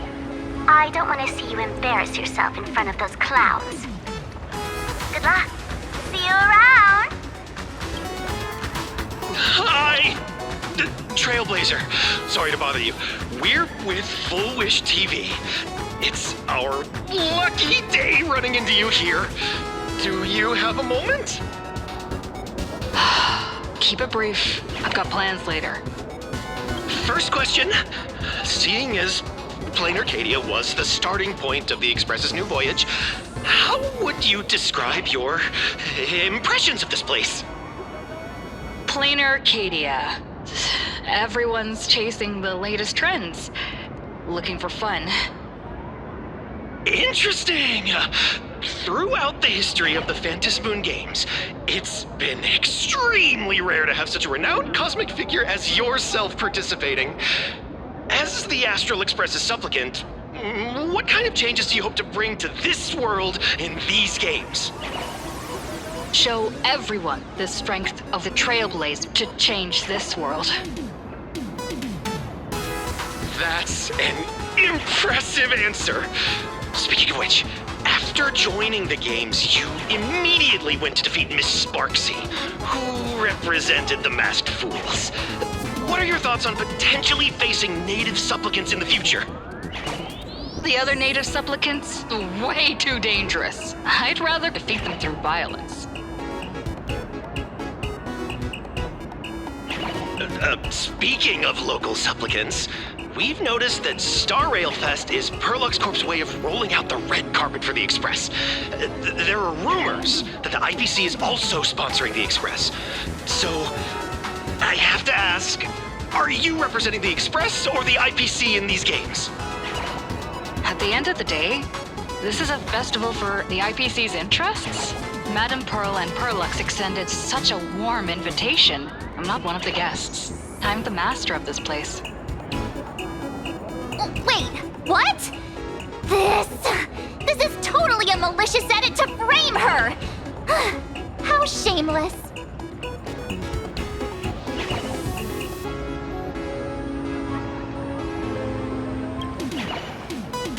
Over these 15 years, the nature of competition in the Phantasmoon games has evolved.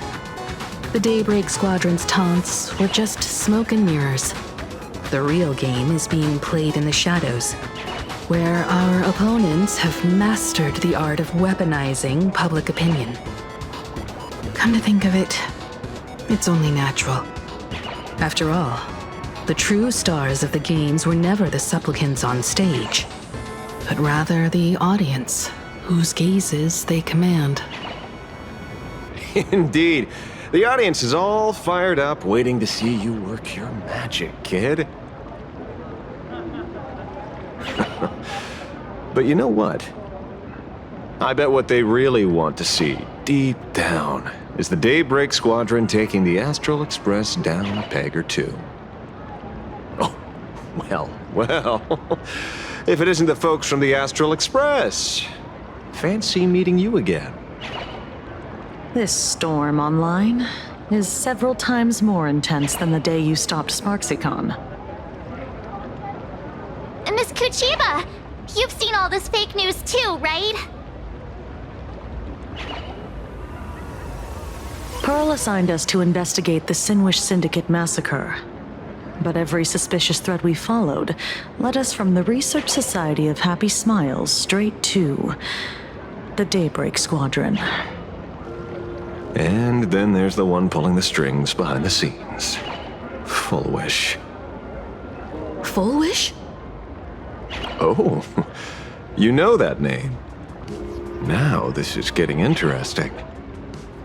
She was my junior at school. 15 years ago. She was also the only student who survived at Graphia Academy. The good news is your junior is living better than anyone else. She owns TV stations, charity organizations, has a huge business empire, and wields both wealth and power. Oh, as for the bad news, she's probably plotting something for the Phantasmoon games. And I mean the worst kind of something.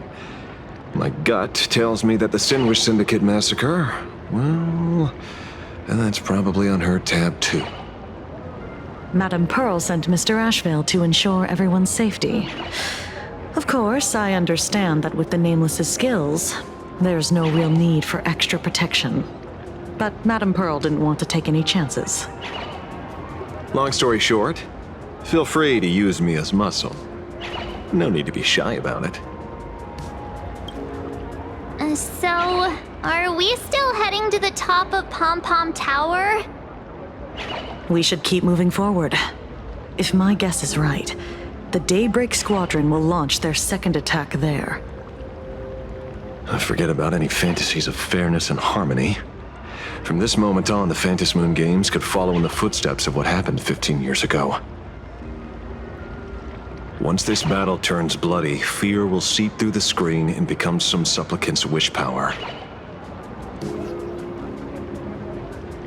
See, that's the problem with modern society. Good news stays home, while bad news spreads like wildfire. Daybreak Squadron. I thought they were fans of the Express too, but in the blink of an eye, we somehow became enemies. They might not be the real enemy here. Someone could be pulling their strings from the shadows. If possible, I'd rather persuade them to back down, since once a battle starts, it'll be like pouring fuel into a fire, stoking the audience's bloodlust. A Phantom Moon game like that would only descend into madness. And I certainly do not want to see what happened 15 years ago repeat itself on these lands. Ooh, I know about this exhibition area, thanks to the comic Miss March gave me. Wouldn't have pegged you for a comic book reader. I flipped through it on my way to pay respects to Costide. Even though that volume's story was pretty random and all over the place, it was quite interesting. A group of furry animals took over the Soul Glad soda factory to wake up the other animals in Penacony. Using Soul Glad as fuel for the Express. Talk about forced product placement. Time to get to work, Detective.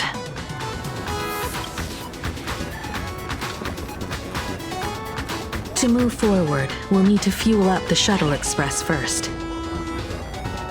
Ready to roll? The Express is about to depart.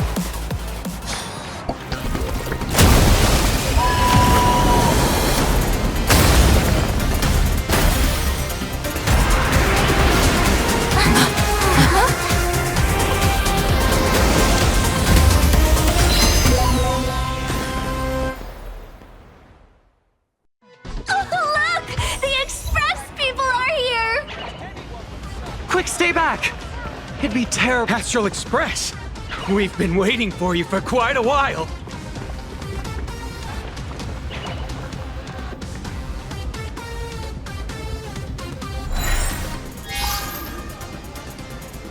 The Astral Express.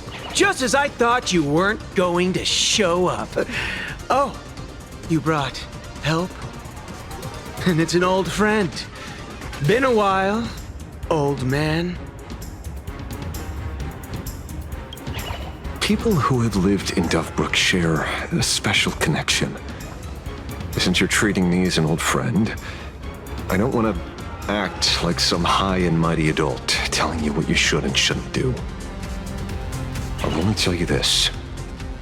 What you're doing right now has already crossed a dangerous line. Whatever orders Full Wish gave you, there's still time to turn back if you stop now. Wilhelm, Tiana, Lucius, and you, Magnus.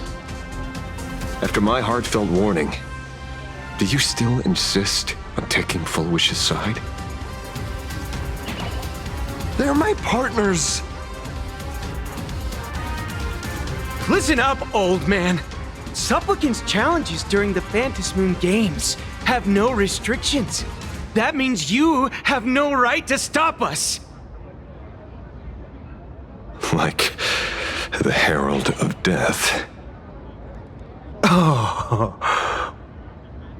We're not the Herald of Death. And we're definitely not here for bloodshed this time. We will prove to the people that we are true heroes who can protect their happiness!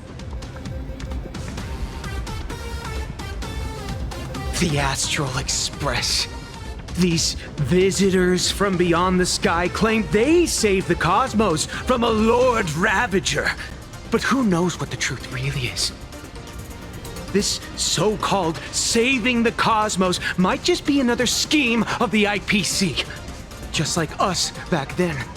Putting on a show on TV, desperately trying to comfort the kids in front of the screen. Tell those children. Tell my past self that when the Herald of Death comes, there will be heroes who put themselves between everyone else and a threat. Captain. But where were the nameless of the Astral Express when we children needed protection 15 years ago?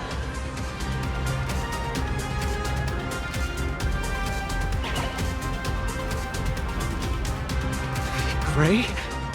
Don't be fooled by these flashy, cosmic heroes. The Astral Express doesn't care about our happiness at all. They come and go like all tourists. No, they're even more heartless than tourists. Because they're here to trample on the elation ceremony and steal the Arcadian people's attention! They replaced our fantasies of heroes with their own image, all to satisfy their vanity called the trailblazing spirit. Tell me, have you ever, even for a moment, felt what it's like to tremble on blood-soaked ground at dusk?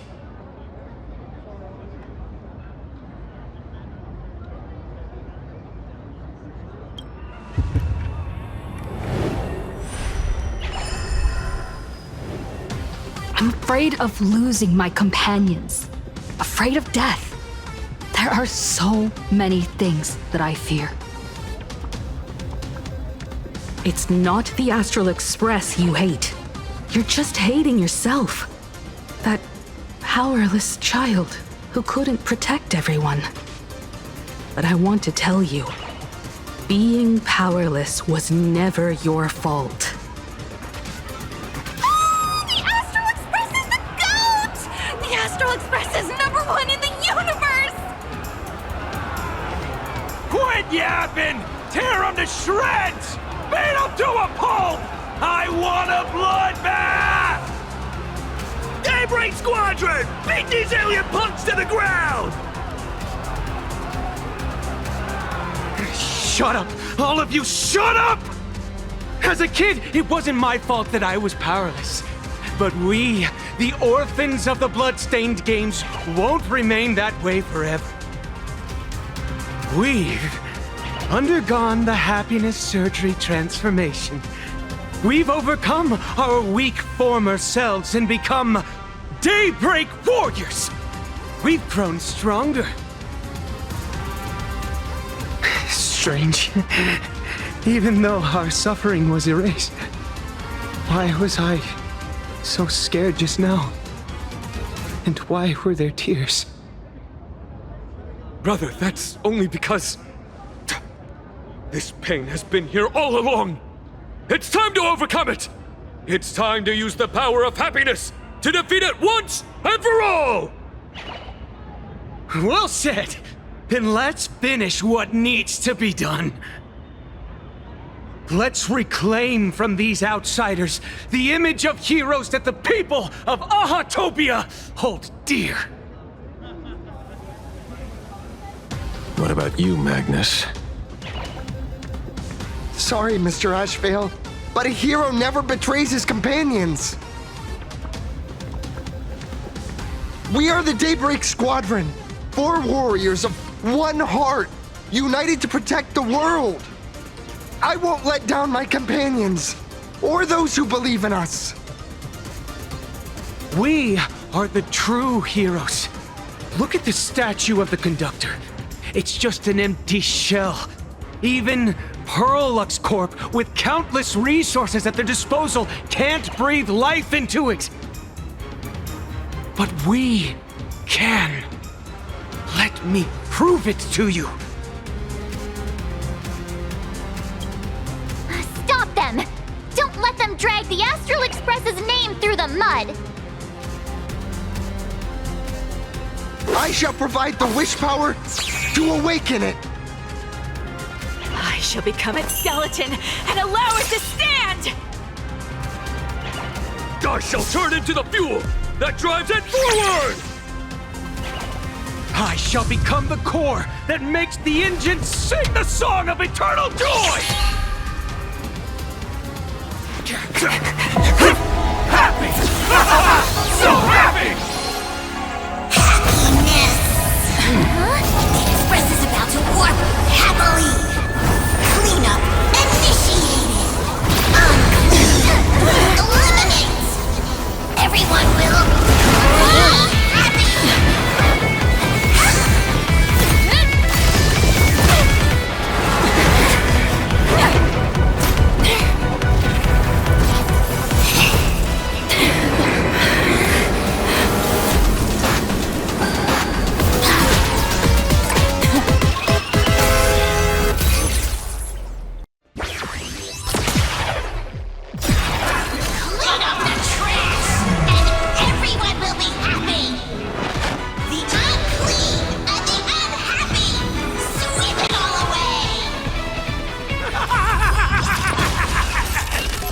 It's really moving! This is the power bestowed upon us by Aha! I will stop you at all costs. Won't let you trash the conductor's image like this! Together, we can do anything! Dear viewers, I've come and touched with Sparky till the end of the world! Play the curtain! Aha is beckoning us! We don't have to be afraid anymore! Let smile spread! Let laughter be eternal!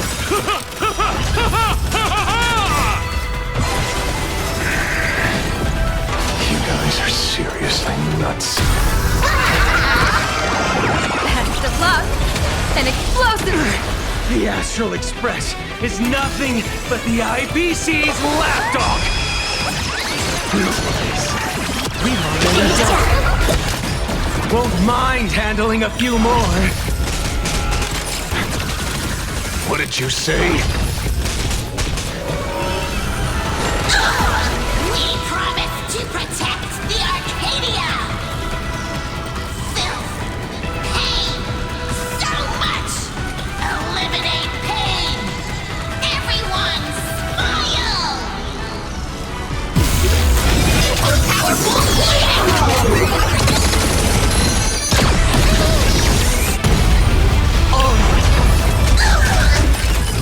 No dirty tricks, all right. Stars favor us. Surely that did the trick this time. Reboot. Self-repair. Must bring happiness.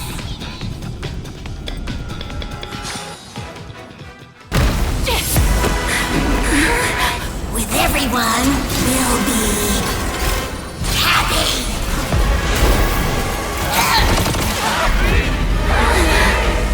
I offer my blood to consume this vendetta. I offer my heart to shoot down this injustice. I, lead Hunter La Mancha, call upon you in the name of the Star Hunt Oath. Skybow, gaze upon this broken-legged wolf and steer my hunt toward victory! So happy. Now arriving at Terminal Station, land of sneering gods. Welcome back into the gods' embrace. Shh. Quiet now. It's time for bed.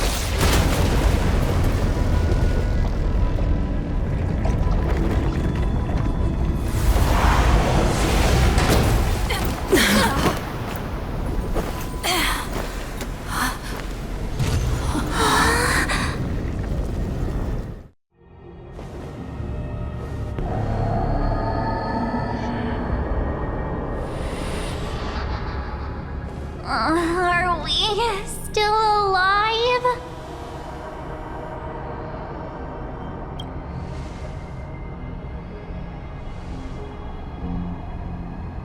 I remember the out-of-control express taking us down and through an abandoned tunnel. Theoretically speaking, this should be a station deep underground. But what's with all these ruined buildings? And that weird space in the distance? Is this really an underground station? A place this big exists beneath plain Arcadia? Perhaps we're no longer in reality. We may have landed somewhere within the world in canvas for unknown reasons. Then, can we still make it back? We need to find everyone and get out of here as soon as possible. Where's Mr. Ashvale and the others?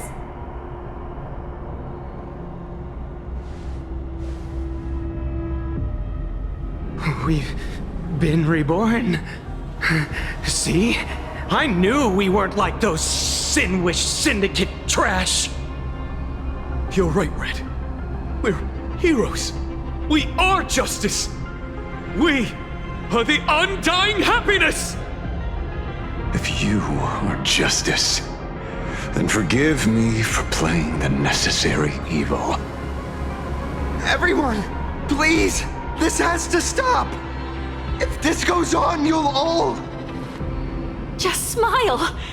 Embrace the everlasting bliss and true happiness. I beg you, please, listen to me. It's not too late. We can still go back to the Department of Aberration Defense with Miss Kuchiba and explain everything. It's no use. They are just creatures that can only react to joy now. All shall be blessed with happiness. All shall live forever. So smile and laugh. And let our laughter infect all of plain Arcadia. My senior, Mr. Ashvale, I'm begging you. Please tell them that it's not too late.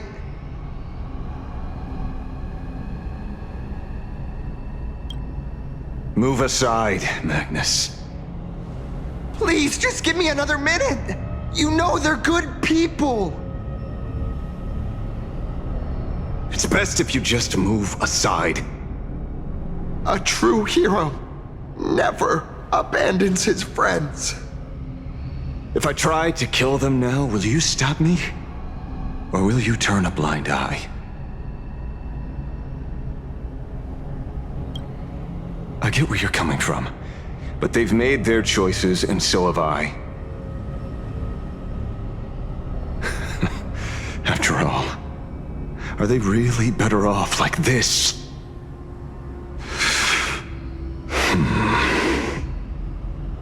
A tribute of life unto death, and the debt paid in blood. The Sinwish Syndicate, a gang that once ruled the streets of Dubbrook. They sparked massive turf wars that left many with grievous injuries and racked up charges for robbery, extortion, and a whole laundry list of other crimes. Pullwave and Koss died. They were far from saints. Any good deeds they did in their lifetimes were just like a few pretty soap bubbles floating up from a stagnant pool of filth. That's why we brought them down. They and this whole world have now become happier. Yes, they may have had sins to atone for, but that doesn't justify you murdering them as if they were just toys. Thank you for your aid. I am the Blaze Weaver Warrior, captain of the Daybreak Squadron! May I... Hey, where are you going? Play? We're not playing. Everyone's just laughing along happily. Mr. Detective, do you know about the Galaxy Rangers?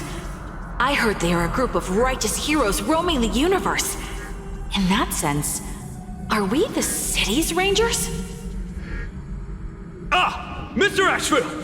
Could you do us a favor?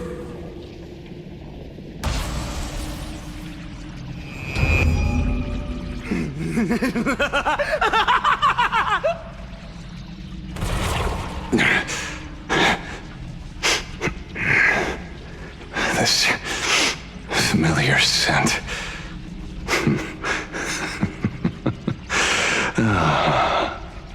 I see. What have you done? Remember what happened today, Magnus. You may seek revenge anytime. I won't stop you.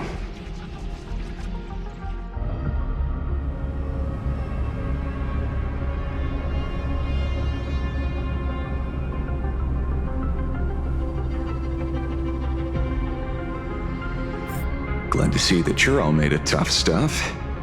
I was just fretting over failing my chaperone duties. La Mancha, leader of the Galaxy Rangers. I've heard about you, but only in legends past. Then you're well informed, Nameless. I'd expected the name to be long forgotten by now. So much for turning over a new leaf.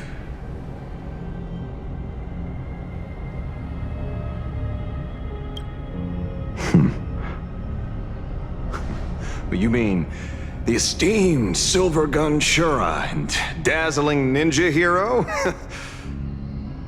Of course not. I retired a long time ago. Out of the Rangers I know who are still alive, one sees me as a traitor. The other is prey. And just so we're clear, I want you all to forget the name you just heard. Right here and now, in this world called Plain Arcadia, I am just Detective Ashevale. Instead of obsessing over my identity, or pitying the 3 dead criminals, I advise you to work on a way out of this place first. I've long heard rumors about unsavory things hidden deep beneath the Arcadia. It's strange how the people here can sleep so soundly.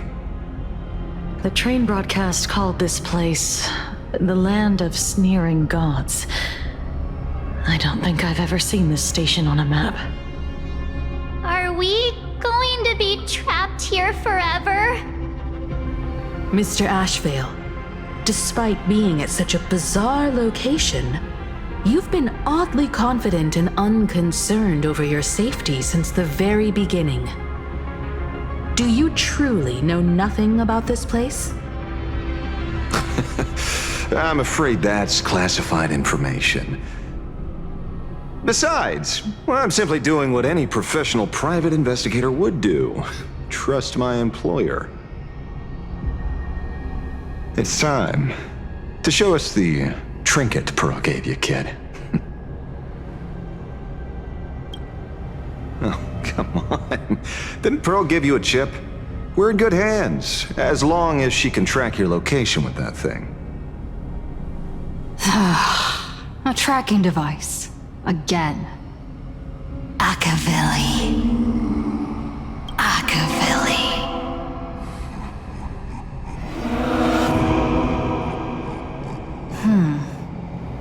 Come this way. Come slowly. Yes. At the end of this path. Come. I beckon you. Did you hear that?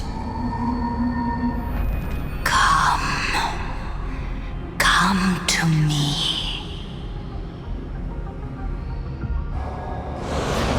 Come. Embrace this wondrous world. Come to my side. You want to go further, deeper. Become one with me. The joy, the positive feedback, Sweet synaptic flickers on your cortex. Gentle. Wonderful. Listen. It's breathing. Slumbering. Whimpering. And grinning. Warm. Gentle. Warm.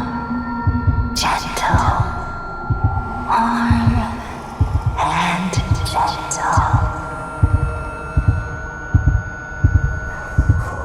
I am you, and you are me. Come, embrace this primordial joy. Life, in exchange for a boarding pass on the Express toward the end. Become one with me. Become a part of me. Become mine.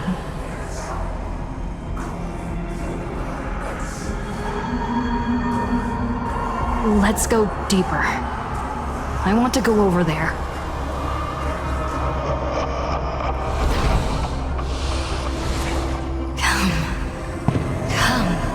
Come. Just like that. Step forward.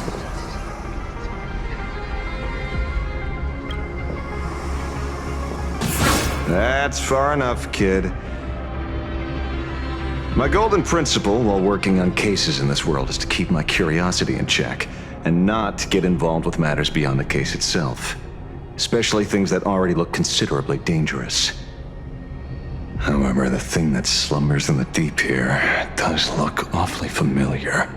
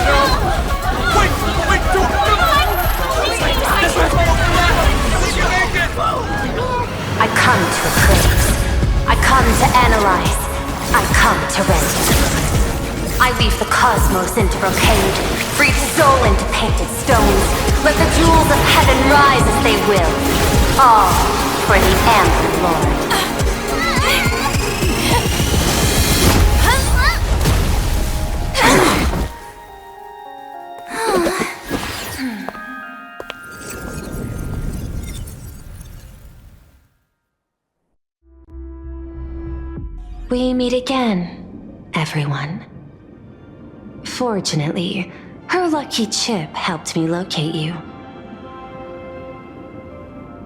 Please accept my sincerest apologies for not intervening in time and putting all of you in danger.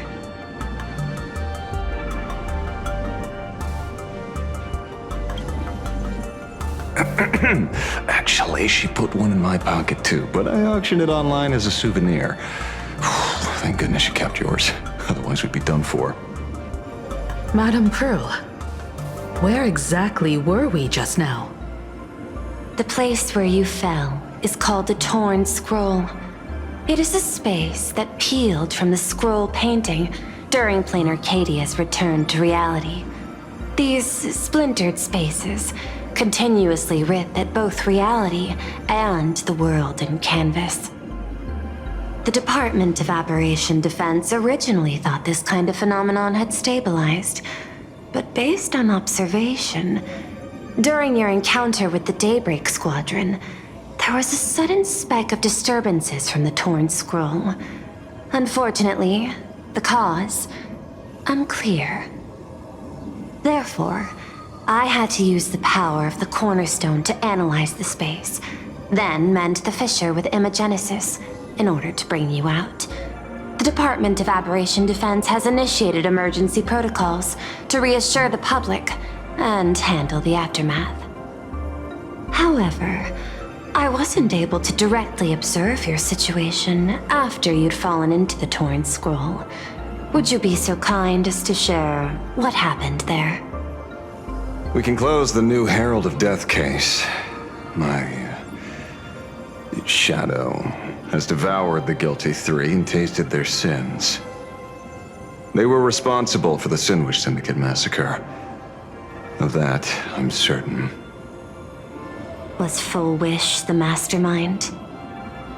I couldn't find any solid proof of it, but it hardly matters now that the culprits have been executed. Worry not. Based on the intel provided by you and Miss Kuchiba, I have deduced the following. As a survivor of the tragedy of the Blood-Stained Games, Full Wish founded the Research Society of Happy Smiles, charity organization.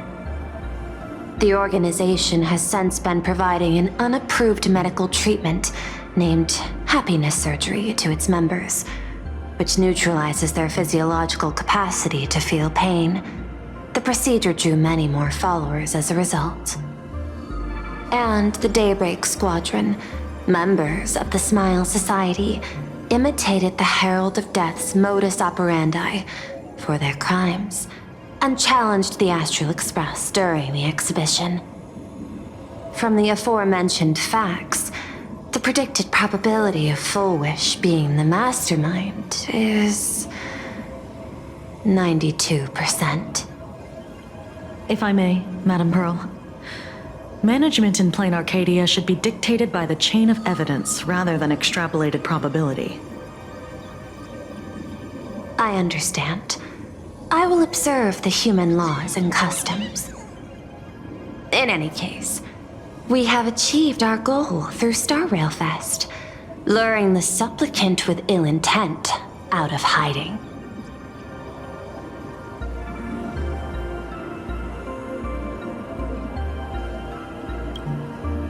Since Full Wish is exposed now, and we've defeated her supplicant, shouldn't we hurry and arrest her as soon as possible? I'm afraid it's not that simple. We've defeated Full Wish's supplicant, yes. However, all three Daybreak warriors were supplicants.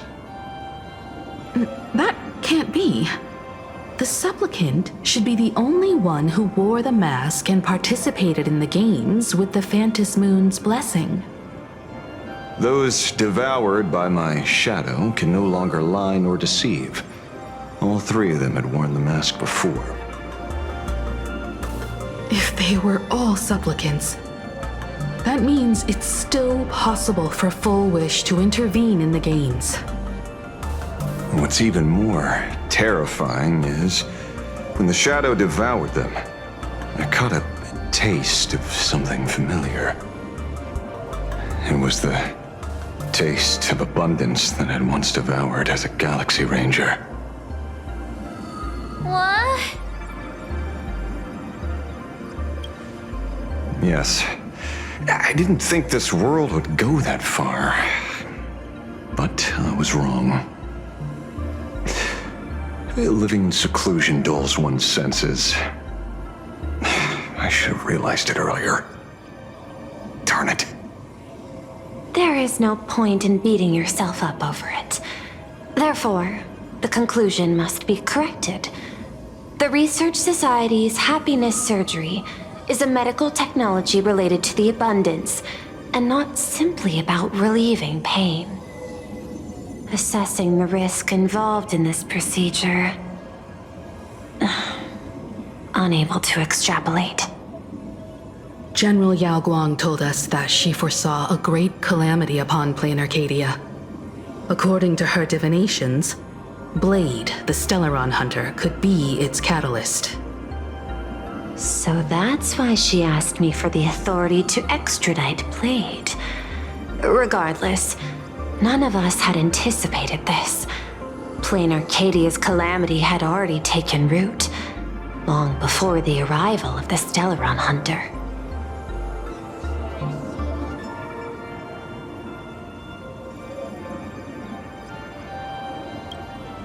Does she want revenge against the long-dead Herald of Death? Or is she trying to erase the memories of that tragedy? It's frivolous to speculate her motives. Unlike Intellitrons, humans may weave an intricate plan for a mad reason at any cost, yet execute it with impeccable rationality at every step. What's important is that she is stopped. Thank you for your surprise intel, Mr. Ashvale. You have just saved many more lives. Henceforth, the Department of Aberration Defense will place Fullwish and the members of the Research Society of Happy Smiles on a special watch list. Given Fullwish's control over media outlets, I recommend closer monitoring of her dissemination channels. Understood. We will also implement pre-disaster measures at the calamity level standard per the Safety Response Protocol against aberrant threats. Fullwish is not working alone. For normal people to be able to get an abundance transformation, that implies far more sinister supporters behind the scenes. These are enemies not to be easily contended with. Therefore, as the administrator, I beseech you all, please, lend your aid and help Plane Arcadia through this crisis. This has escalated beyond mere rivalry for the Ionic game. Fullwish's conspiracy has crossed the line. This situation's 100 times more dire than the Herald of Death incident 15 years ago.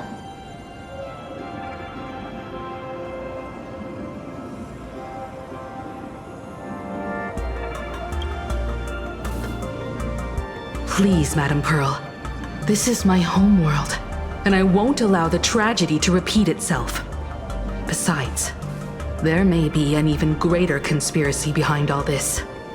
As a Nameless, it is my duty to see it through to the end.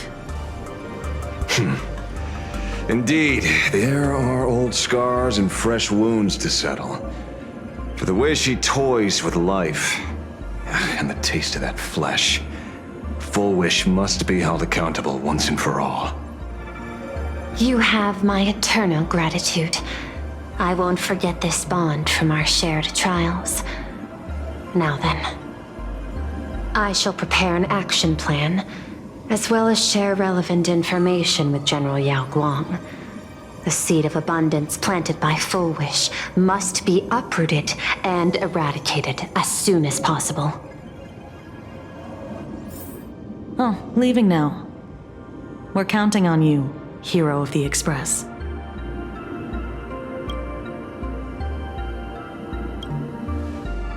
Because it's just another Phantasmoon Games for me. Check the records in the Ministry, and you'll see. Save the mythological times, they always end up in a huge mess, without fail. Maybe that's precisely why AHA designed it this way, so they can watch humanity stumble over arbitrary obstacles we impose on ourselves and others. Otherwise, they'd probably die from the boredom of an orderly universe.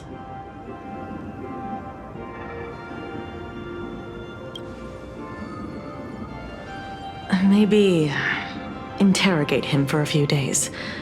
Get a strong light, render him unable to eat or sleep well, and he will probably spill everything he knows about the Smile Society. And once we've picked his brain, we'll let him go.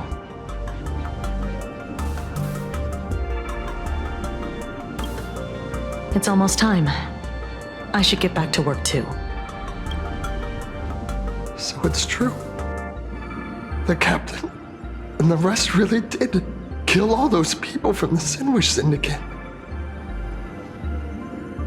And this Fullwish is also plotting something terrible. This is absurd. It's been 15 years since my life turned into a montage of nightmarish amalgams. And it's still going.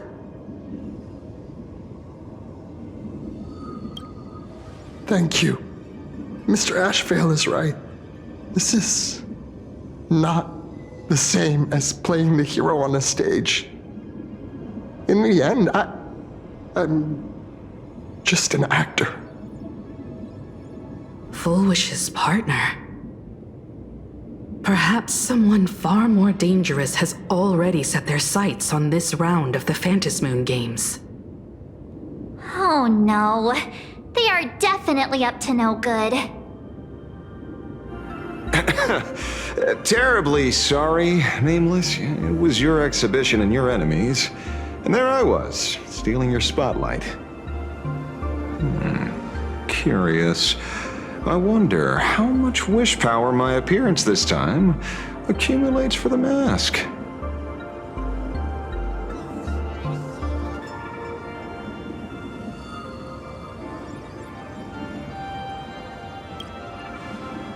Oh, don't be like that.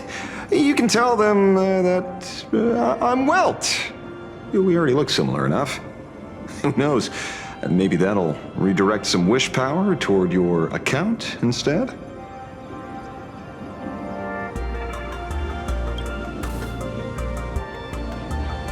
We fought side by side in the past, and, well, I know a few faces.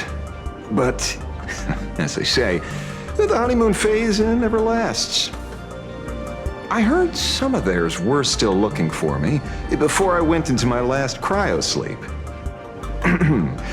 I'm counting on you to keep this a secret.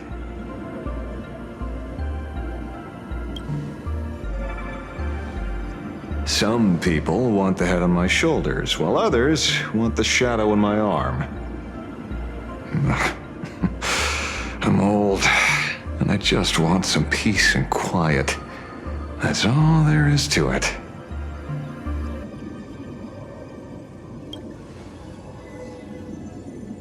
What? Itching to get rid of me already? Well, you're not that hasty, are you? An even greater prey just joined the game. Sure, she could be small fry by your standards, but in terms of viciousness, she might surprise you yet. Before the supplicants go their separate ways, Full Wish is definitely a good hunting target for us to align our goals.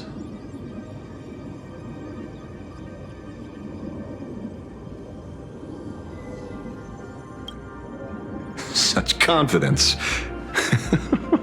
Can't help but smile at that. And for some reason, you really remind me of a young man named Tiernan.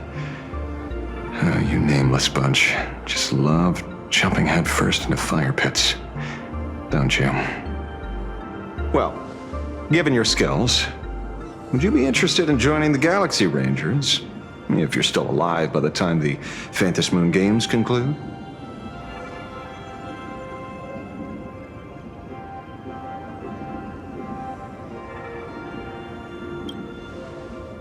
Good answer.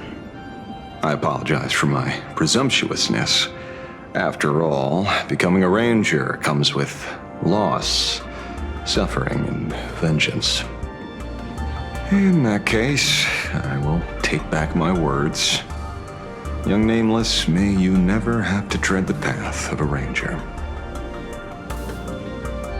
Is there something else I can help you with?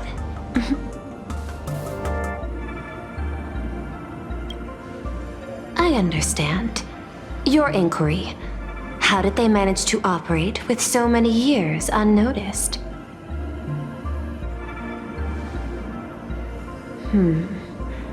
I had put them on a temporary watch list before, due to significant decreases in crime rates in certain regions.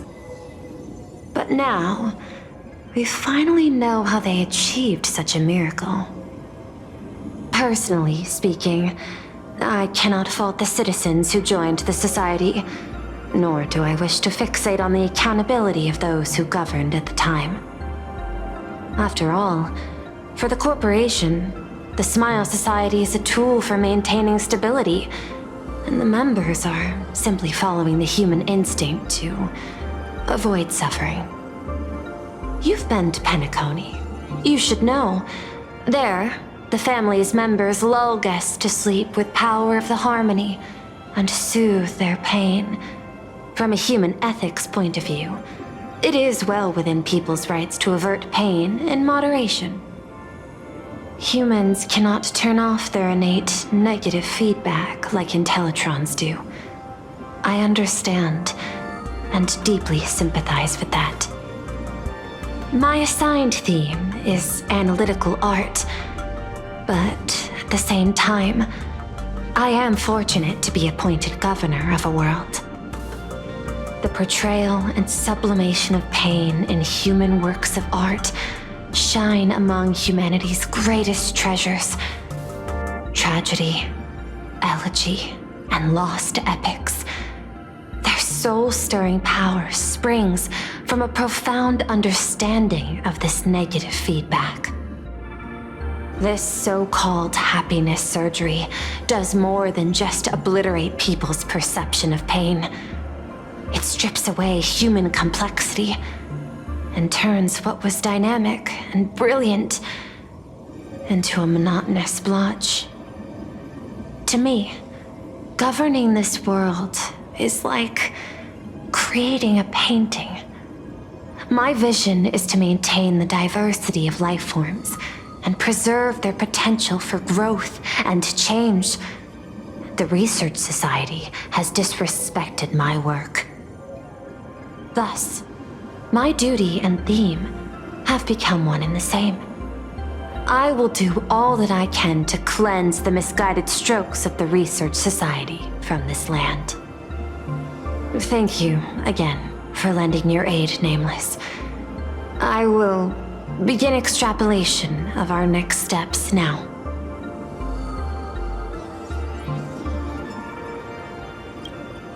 I hope you all get some proper rest before moving out again.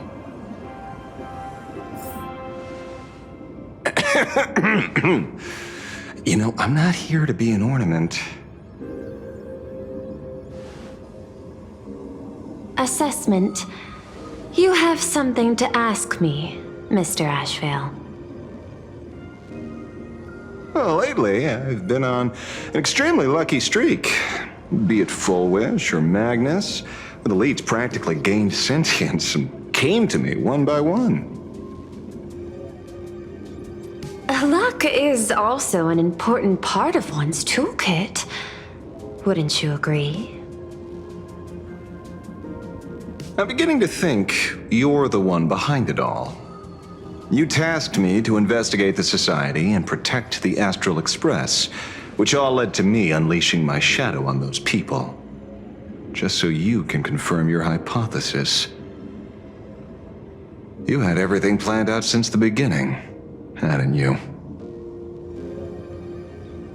If I answer yes, would it wound your ego? Perhaps. Yes. I paved the way for your investigation, leading you straight to the suspects.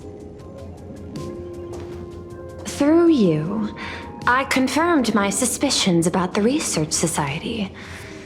However, the question of abundance transformation remains a thorny issue for me. Fortunately, there's a ranger who specializes in confronting such abominations, having lived in long seclusion within planar Cadia. But you know, that shadow sealed inside my arm can be very dangerous. Simply removing the nail can cause it to stir and resonate with the fragment and fissure. Had I not kept it under control at that time, the fight would have ended with all of us buried in that bottomless abyss. Is that part of your plans too, Pearl? Humans fear the worst, but to the Intellitrons, Such fears are merely irrational deterrents. Wasn't the mask of elation I gave you enough to pin down the shadow? That gift you found through the guidance of the Express Navigator, Star Seer, I see. That very shadow that devoured the Swarm and Lord Ravager Zulo 10 amber eras ago.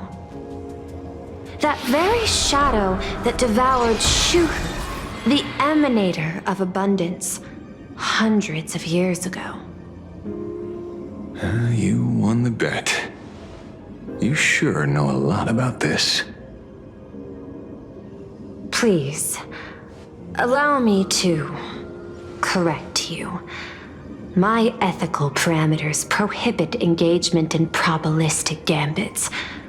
Accordingly, I operate by acquiring sufficient information to ensure zero margin for error.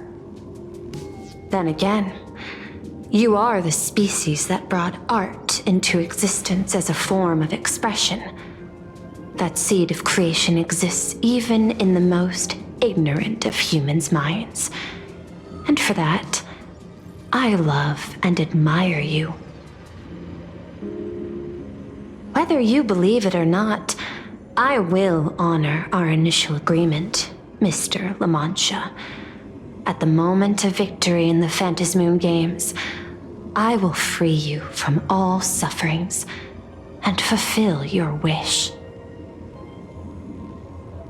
To let a Galaxy Ranger die peacefully in his bed.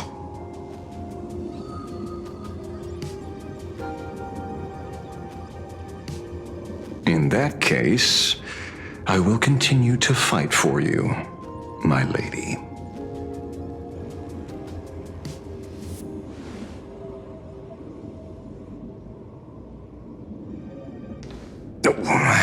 Right.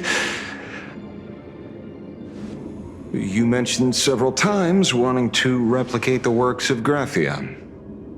I don't know much about art. But I was considering that, despite the lack of artistic quality in your strokes when sealing those fissures today, to the people of this world, your creation is just as important as the works of Graphia. Not a single innocent soul was lost on this day because of your protection. Looking back to the ancestral painter of the Cinderth Age, do you truly think she cared about the artistic value of each stroke when she created world and canvas?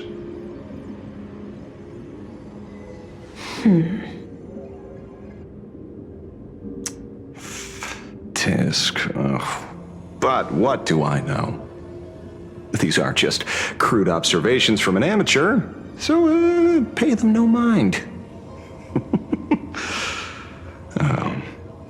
I'll be on my way.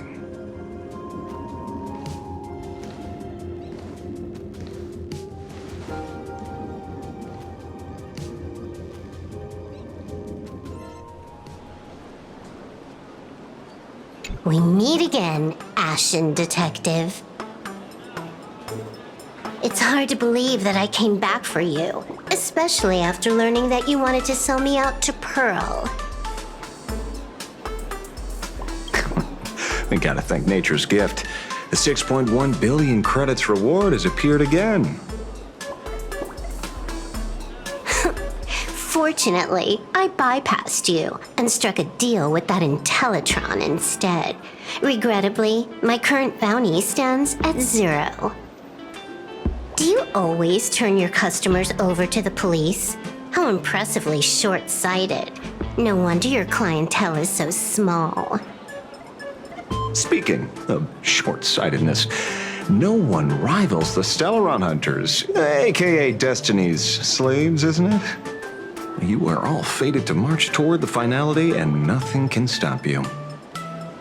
On the contrary, there are many paths for us, as long as that person can see. In other words, He can't see the trajectory of your destiny in this world during this mission? Take a guess. I've heard about what befell Euphorius. The war among the Eons is now inevitable. Whether it's the IPC or the Express, they are fighting for an uncertain future. And in the world where the elation is the center of attention, there will eventually be more than one Eon interfering. Even a Destiny slave would not be able to see the path ahead. Keep guessing. We're getting pretty close. Enough of your games. I'd say it's not too late to rename the planet Adlevin. It's still too early to despair, old man. I came prepared, but I could use a helping hand. 30 million credits. Pay or die. Come on, give your friend a discount, will ya? Say 0 credits? I ain't your friend. I meant him.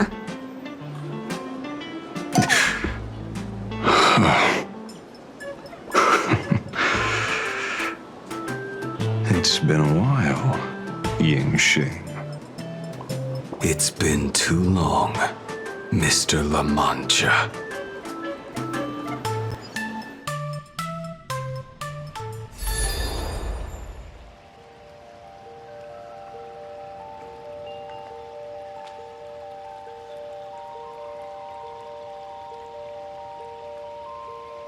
I knew it. There must be an explanation for the unusual fate of this world. Though I lost sight of the sparrow, I discovered a mysterious tree. I finally found the heart of the Phantasmoon games, thanks to this little birdie. Mr. Sunday, do you sense me?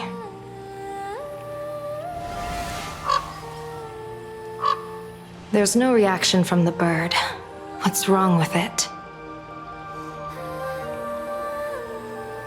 Hello? Is anyone there? Can I get somebody here? No one's here. No one. That's a lie. I saw a pretty girl hiding right here through the bird's eyes. Who are you? That's none of your business. None of your business.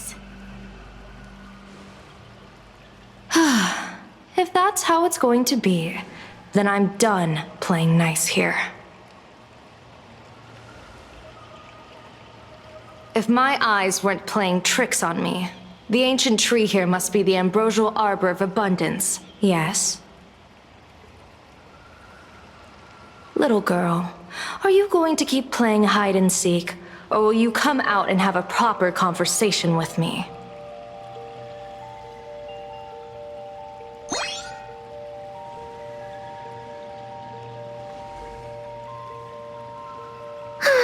The Department of Aberration Defense often comes here to record game progress. And now my movements have been exposed to complete outsiders. I suppose it's time to leave. You sound unpleasant to talk to, but since you have eyes keen enough to tell what I am at a glance, I'll have a short chat with you. I will answer 3 questions, so ask away. Once you have your answers, I'm going to show you the door.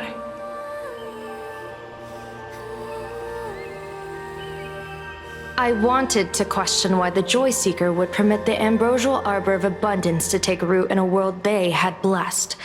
But given their carefree nature, there was probably never any restriction to begin with. On my second question, are you a Feykind native to Ahatopia, or are you one of the long-life species shaped by the ambrosial arbor? Aren't you good at divination? Can you help me take a look whether the slip on my head says wheel or woe?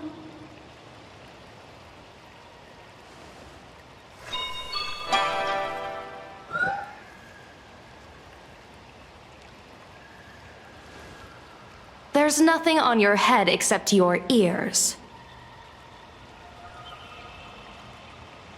And that itself is the answer.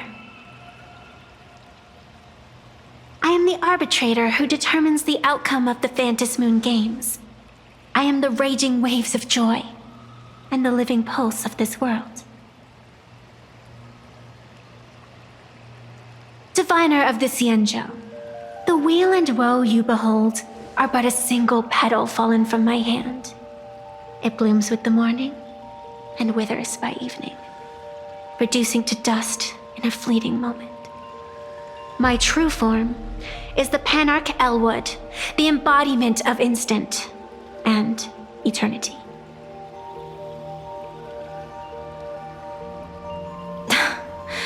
Interesting. Took you quite some time to come up with those words, huh? The one who created me did say most people wouldn't believe me. Turns out they were right. I believe you. I feel the same way. For many do not trust the words of a diviner. Besides, no weal or woe has befallen you, which means your fate cannot be determined like that of ordinary mortals. You're not the first one I've met with this condition since my arrival here. You're left with one question.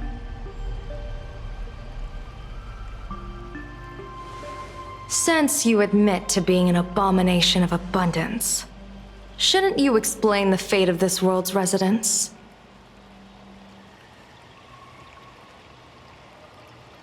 Unless they are your doing? If your answer fails to convince me, it may be too late by the time I summon the Lux Arrow from the sky with the rainbow. Chill out! You shouldn't make jokes like this. I'm not as skilled at divination as you are. When you suddenly speak of the great weal or woe and interrogate me, I get confused too. After all, isn't every rule and every variable of the Phantasmoon Games dictated by the impulse of some god? As for the brewing storm, let's settle down and discuss whether the turmoil once again is the result of the laughter's mischief. This entire day has felt unreal. We had situations lined up one after another, and a growing crisis on our hands. The Research Society is insane to meddle with the power of abundance. There's no telling how many have already undergone the happiness surgery. Full Wish witnessed the tragedy caused by the Herald of Death 15 years ago. And now, she herself has assumed that dreadful mantle. We have to relay this information to Dan Heng, Sunday, and General Yao Guang as soon as possible.